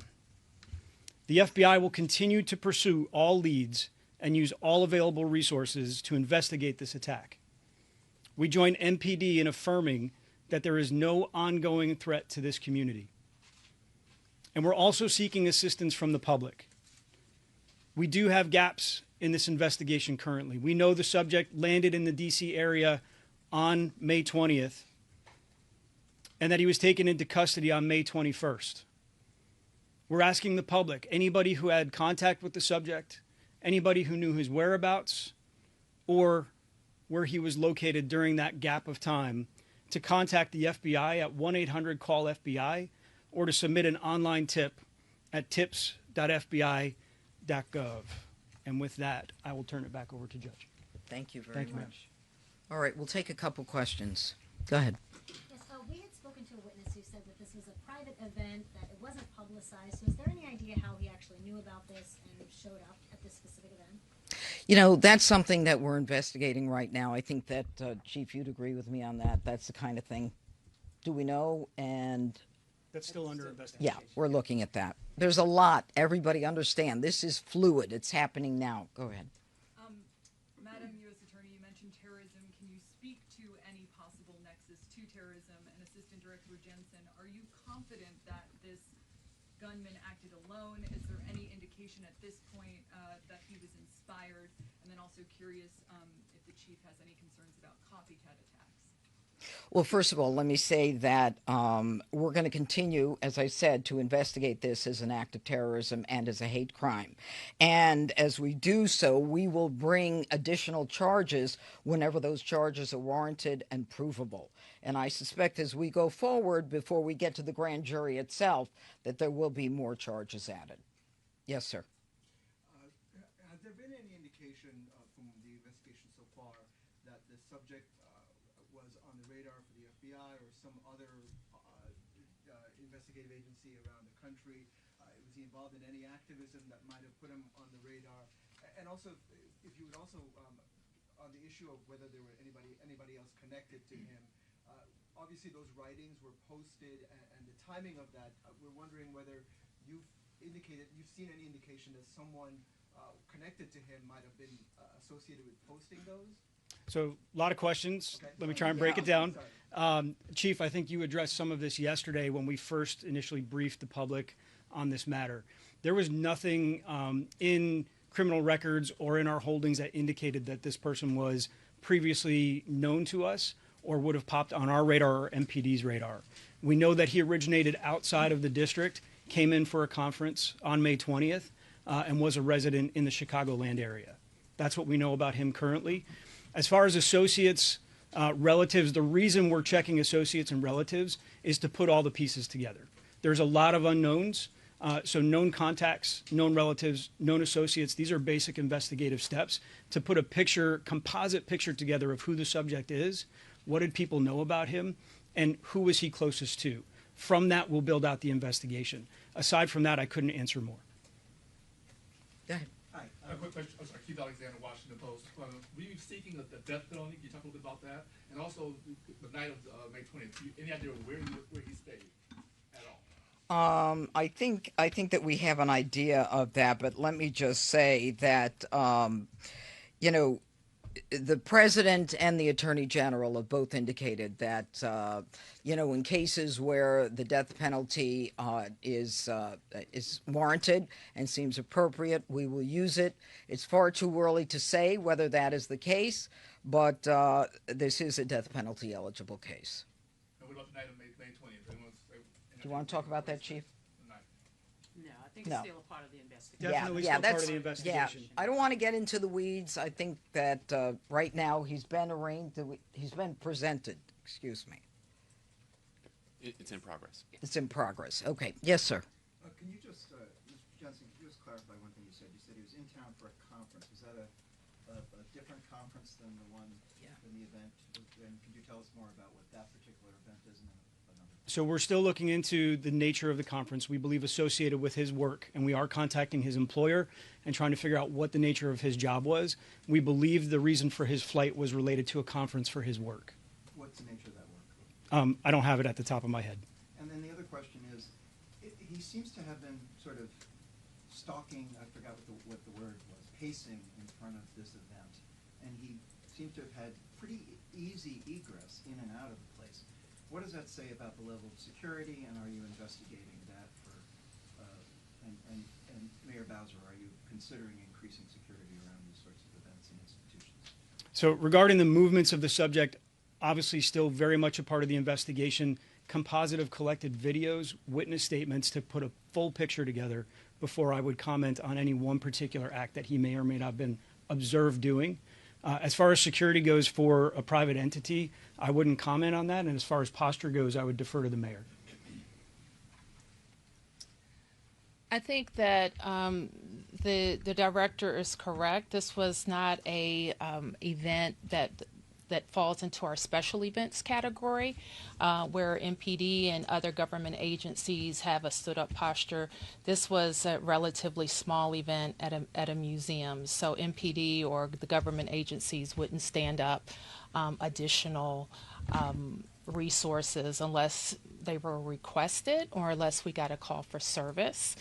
More than that, I will say that we have had a local program and a federal program that have helped institutions, faith institutions, and others who have been concerned about violence, anti-Semitism, or other hateful speech and rhetoric. And very recently, we have issued grants, and we have issued grants over the last several years to those institutions to harden their security, add cameras, add additional security, and I believe that the museum has done some of those things. I'm going to sneak one last thing in. All right. I just want to follow up with this. We've been advised that the defendant has appeared in court. He's had an attorney appointed. He's been advised by the judge that he could be punished by death or by life. And, of course, we sought detention. The defendant waived his right to a detention hearing and concedes to detention. And right now a preliminary hearing is set for June 18th at 1 o'clock. So it is done. One clarification, Mr. Jensen. You are not ruling out that this manifesto might have been written by this gentleman, right? We don't know, and that's still very much a part of the investigation. Okay. Good? All right. Thank you all. Yes, sir. One more. Yes. Were any NPD officers working details at this event last night, perhaps off duty? And then a follow-up to that, when you say, the FBI said a targeted event, do you believe the victims were targeted or simply the event was targeted? So let me answer your first question, Mark. NPD was not assigned to that event. As you know, you've heard me say on last night, there were security officers assigned to the event, but not Metropolitan Police Department members. On or off duty? On or off duty. Okay. And then the targeting, was that the event that was targeted or these two individuals specifically targeted? We're not saying at this time. Chief, one question that people are interested in is that it was announced and fairly well known that the Jewish Museum short time ago, opened a major LGBT exhibition, and we were wondering if the investigation is looking into whether the suspects might have known something about that or Sir, we are looking into absolutely everything. There is so much information we're looking at, and I must tell you, coming from New York, I've never seen the cooperation and the collaboration that I'm seeing here. It was immediate, it was instant, it was coordinated, and my hat's off to this area. And we're going to clean it up. Thank you. Is that you? That was the mayor of Washington, D.C., along with the FBI, U.S. attorneys, and the chief of NTD giving an update on the investigation into the tragic, fatal shooting of 2 staffers of the U.S. Embassy in the nation's capital. And now on to what's covered under freedom of speech has been contested in the past. In the age of artificial intelligence, the question has evolved into who is protected by the First Amendment. A wrongful death case against Google and startup Character AI can move forward. A federal judge has rejected initial arguments that chatbots are protected by the First Amendment. Florida mother Megan Garcia alleges that her 14-year-old son committed suicide after he became obsessed with the company's AI-powered chatbot. A spokesperson for Character AI says the company will continue to fight the case, adding that it has safety features to protect minors, including preventative measures for conversations about self-harm. A Google spokesperson says the company strongly disagrees with the ruling and notes that Google and the startup are entirely separate and that Google did not design, create, or manage the chatbot. Garcia's attorney says the historic decision sets a new precedent for legal accountability across the AI and tech ecosystem. This is one of the first lawsuits in the U.S. against an AI company for allegedly failing to protect children from psychological harm. Authorities have cracked down on a hacking tool that has been used in ransomware attacks, bank thefts, and other digital crimes. Wednesday, the Justice Department said it had seized the computer systems hackers used to access the tool known as Luma. Cybercriminals have used Luma to attack airlines, universities, hospitals, and state governments.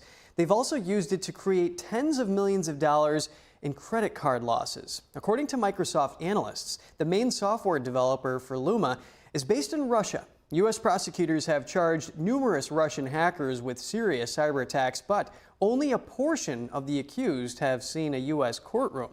That's because Russian diplomats have fought to keep them out of U.S. custody. And federal law has given the California State Authority permission to set its own vehicle emission standards for decades. Now, the Senate is moving to overturn that. It's because last year, California decided to phase out the sale of gas-powered cars in the state by 2035. The move disappointed some lawmakers. They are now taking action under the Congressional Review Act. It allows the Senate to overturn California's rule by a simple majority instead of the 60 votes such action would usually require. The problem is, the House's Government Accountability Office says the CRA can't be used for that. But Senate Republicans say the GAO doesn't have the authority to make that decision. It's all leading to a showdown that could end up in the Supreme Court. And millions of Americans are expected to travel 50 miles or more for Memorial Day weekend. The majority will drive. Here's what drivers can expect on the roads and what flyers can expect in the skies. Memorial Day is the unofficial start to summer. It also means the start of a busy travel season. AAA estimates more than 45 million people will travel between Thursday and Monday. That's almost 1.5 million more travelers than last year and would be a new record for Memorial Day travel. Roughly 39 million people are expected to hit the roads. 87% of the people who are traveling over Memorial Day are expected to drive. AAA says the worst times to drive are Thursday between 1 and 9 p.m. and Friday between noon and 8 p.m. And the worst time to return home on Memorial Day is between 4 and 7 p.m. You want to leave as little to chance as possible because there are so many things you can't control when you're on the road. Other drivers, construction, the weather. There is good news for drivers. The price of crude oil has come down significantly. According to GasBuddy.com, the national average price for a regular gallon of gas as of Wednesday was $3.16, well below last year's Memorial Day prices of $3.62. The skies will be just as busy, with more than 3.6 million people expected to fly over Memorial Day, and ticket prices are down. The most affordable times to fly are right now at the very beginning of summer before mid-June. Expedia travel expert Melanie Fish says travelers can score some last-minute Memorial Day deals right now. If you want to hop on a plane this week to go to Spain or London from New York, you can get there for under $700. And whether you're flying or driving, experts recommend giving yourself plenty of time to get to your destination safely. The nation's largest private employer is rolling back its staffing as part of its restructuring efforts. Walmart announced in a memo that it's eliminating members of its global tech team. A Walmart representative confirmed the layoffs to Newsweek, but not the exact number of employees impacted, only saying that it was close to but less than the 1,500 that other news outlets are reporting. The memo said in part that technology is evolving at an unprecedented pace, and reshaping will allow Walmart to accelerate how it delivers and adapts. The move comes after the retail giant warned that tariffs could force it to raise prices. And Nike said on Wednesday that it's planning to raise prices on some of its products starting next week. They will also be selling items on Amazon again. This comes as the company is trying to regain market share from its competitors. NTD's Sean Marshall has more. Nike is returning to Amazon for the first time since 2019 and hiking prices on some products as its new CEO works to reverse a revenue slump. The footwear retailer will increase prices on apparel and equipment for adults between $2 and $10, while those priced between $100 and $150 will see a $5 increase. The company sources a significant portion of its footwear from China and Vietnam. The apparel brand announced in 2019 that it would pull its products from Amazon in the United States, focusing on sales on its own website and a limited number of third-party retailers. Amazon notified some of those merchants that it will ban them from selling certain Nike products from July 19th, as it was working with Nike directly. The information reported citing a message sent to merchants by the company. Nike sales have dropped in recent years, and the company is now searching for new avenues of growth. Nike sales have suffered as competition from rivals like On, New Balance, and Adidas have heated up. The company's global sales dropped 9% last quarter, including a 17% drop in China, Nike said in its most recent earnings report. The company is also trying to recover from strategy mistakes. It is scaling back the supply of its classic sneaker lines, Air Force One and Pegasus, to increase demand in order to sell the sneakers at full prices. Nike also wants to push shoppers to buy new, higher-priced Air Max shoes designed for running. However, several items won't get a price increase, including children's apparel and footwear, products priced under $100 and over $155. As well as the popular Air Force One shoes and Michael Jordan branded clothing and accessories. Sean Marshall, NTD News. Adidas and Puma are expected to join the price hike team with Nike. Analysts and investors say the competitors will likely increase prices for running shoes and sportswear in the U.S. A UBS report, sport goods analyst said Nike's announcement was the moment the rivals were waiting for. In fact, both German sportswear brands have said they would not be the first to raise prices. Instead, they'd wait to see what others in the industry would do. The 10th largest bank in the U.S. will be putting $1 billion towards anti-money laundering controls. TD Bank Group plans to invest that over the next 2 years. Bank executives said this massive compliance overhaul is a top priority. This comes after the bank pleaded guilty in October for allowing more than $670 million to be laundered through its banks. TD Bank said it still had a lot of work to do for its anti-money laundering program, but remains on track with its planned improvements. At the same time, the Toronto-based bank is juggling a restructuring plan as it scales back its American business. And a generous gift from Google's co-founder, Sergey Brin, has given away Alphabet shares worth nearly $700 million. A regulatory filing revealed the massive giveaway, but did not list who received the shares. The donation comes as Alphabet stock climbed due to positive investor sentiment. This is over Google's product announcements that signaled the company is adapting to AI. And Spotify is in the spotlight over phony podcasts. The streaming service announced it recently removed dozens of programs that blatantly promoted online pharmacies. Some of those businesses are accused of selling drugs without a prescription. These fake podcasts appeared as top suggestions when people would search for drugs, including Adderall and OxyContin. That's a violation of Spotify rules, and it potentially could have sent users to illegal websites. Democratic Senator Maggie Hassan of New Hampshire is calling for answers on how this happened and details about the content that was posted. Hassan says Spotify has until next month to respond to her demands. Spotify spokesperson says it is constantly working to find and remove such content. And the U.S. Treasury said it's phasing out production of the penny and will soon stop putting them into circulation. A Treasury spokesperson said the government made its final order of penny blanks this month, and the U.S. Mint will continue to manufacture pennies only as long as an inventory of penny blanks exists. Consumers with pennies will still be able to use them, but without new pennies moving into circulation, businesses that complete cash transactions will have to begin rounding up or down to the nearest nickel. In February, Trump said minting pennies is wasteful because making a penny costs more than the value of the coin, so he ordered the U.S. Mint to stop making them. Pennies cost more than 3 cents each to produce. The Mint produced more than 3 billion pennies in 2024. And onto markets, U.S. stocks ended mostly flat today. This comes after recovering from early losses and following the House's narrow passage of President Trump's tax and spending bill.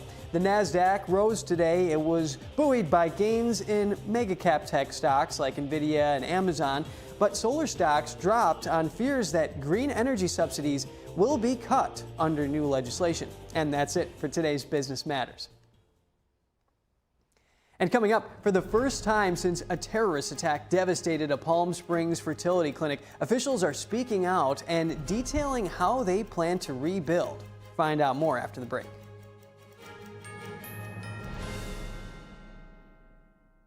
As we naturally age, many people are getting zero amount of this incredible and unique substance. That's when we start seeing an impact in our joints, skin, nails, and even our digestion. People ask me, Dr. X, what is the #1 supplement I should be taking? My answer is multi-collagen protein. People's reactions to me, people were like, what are you doing? What is going on? You look amazing. You have a glow about you. What makes Ancient Nutrition Multi-Collagen stand out from other brands? 10 types of collagen. It's grass-fed, pasture-raised with vitamin C and probiotics. It's proven to reduce joint discomfort rapidly, continuously, and persistently. It improves the appearance of crow's feet after 4 weeks and improves skin tone after 8 weeks. And it promotes hair thickness, growth, and a reduction in hair breakage. It has transformed everything from my hair. Like, my hair was starting to kind of just, come out, and I don't have that anymore. My skin feels amazing. Call the number on your screen and find out how to get a free bottle when you order, plus free shipping and our 30-day money-back guarantee. And as a bonus, we will include Dr. Josh Axe and Jordan Rubin's revolutionary book, Multi-Collagen Makeover, free with your order, plus free shipping and free returns. I have implicit trust in Dr. Axe because the plan worked. I'm living proof of it. This is the collagen protein that is backed by clinical studies. It's what my family uses, it's what I use, and I know you're going to benefit in a big way as well. Love the results or get your money back. This special TV offer is not available in stores. Call the number on your screen or go online now.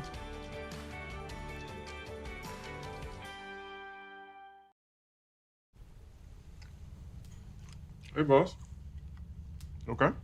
Yeah, I'm good. You sure? I said I'm fine.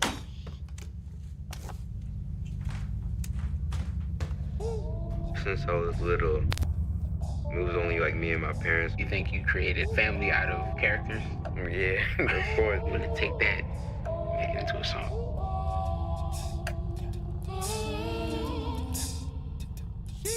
Me the bed, see you in the morning. With the first deed, Superman, but it wasn't on it. And we lost these. In my head, in my head, in my head. Where you at on the way? Yeah. In my head, in my head, in my head. Hey, son. Hey, Pop. You can talk to me. It's been really, really hard for me.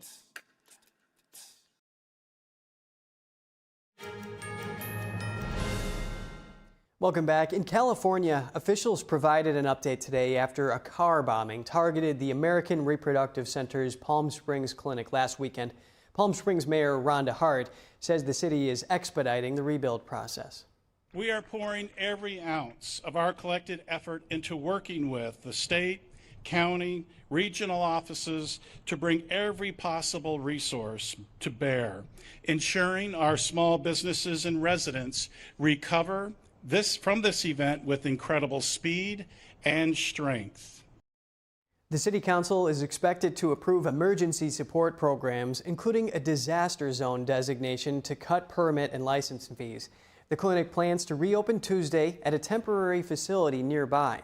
Saturday's blast killed the suspect, 25-year-old Guy Edward Bartkus, injured 4 others, and destroyed 4 buildings. Officials said that 8 embryos and related reproductive materials were saved in the attack. Despite the tragedy, the doctor who runs the clinic says he holds no anger toward the attacker and is even offering to pay for his funeral. He says the clinic will be even better once it is rebuilt. We will rebuild, and I promise you we'll be on the same site and it will be better than ever before. I have no doubt that we will bounce back better and than anything before, and we will succeed. And with the House passing the reconciliation bill, how could that affect border security? The bill allocates funds meant to crack down on illegal immigration while cutting benefits to illegal immigrants already in the country. NTD's Arian Pastar has the breakdown on the bill's effects on border security. The bill is passed. House lawmakers on Thursday passing a reconciliation bill to fund the government. President Trump calls it the big beautiful bill. One major aspect often discussed is how the bill would affect tax cuts for U.S. citizens. But it also aims to tackle illegal immigration and improve border security. In total, the bill would allocate over $64 billion to Homeland Security to crack down on illegal immigration. The main share of that would go towards continuing construction of Trump's border wall. Homeland Security would receive almost $50 billion for that. Then comes funding for Customs and Border Protection, or CBP. Over $8 billion are planned to be used for CBP personnel and vehicles. Another $6 billion would go towards CBP technology, a national vetting center, and more. Now, the so-called Big Beautiful Bill would not just allocate more money towards border security. It would also end taxpayer-funded benefits for illegal immigrants already in the U.S. But in terms of new allocations, Border Czar Tom Homan on Wednesday praised those ideas. He says that the additional funding is needed. It's going to fund more ICE agents, of course, to go out and look for the bad guy, right? It's going to fund more beds, which we sorely need. It's going to allow us to increase transportation contracts, both on the ground and in the air, to get people to a flight line, get people removed from the country. We need to arrest 3 times the many people arresting right now, and more money is going to allow us to do that. The bill is now heading to the Senate. Senators are following a self-imposed July 4th deadline to pass a budget. Arian Pastar, NTD News. Thank you for watching NTD Newsroom. I'm Kevin Hogan. Stay with us for NTD Evening News at 6 p.m. Eastern, 3 Pacific.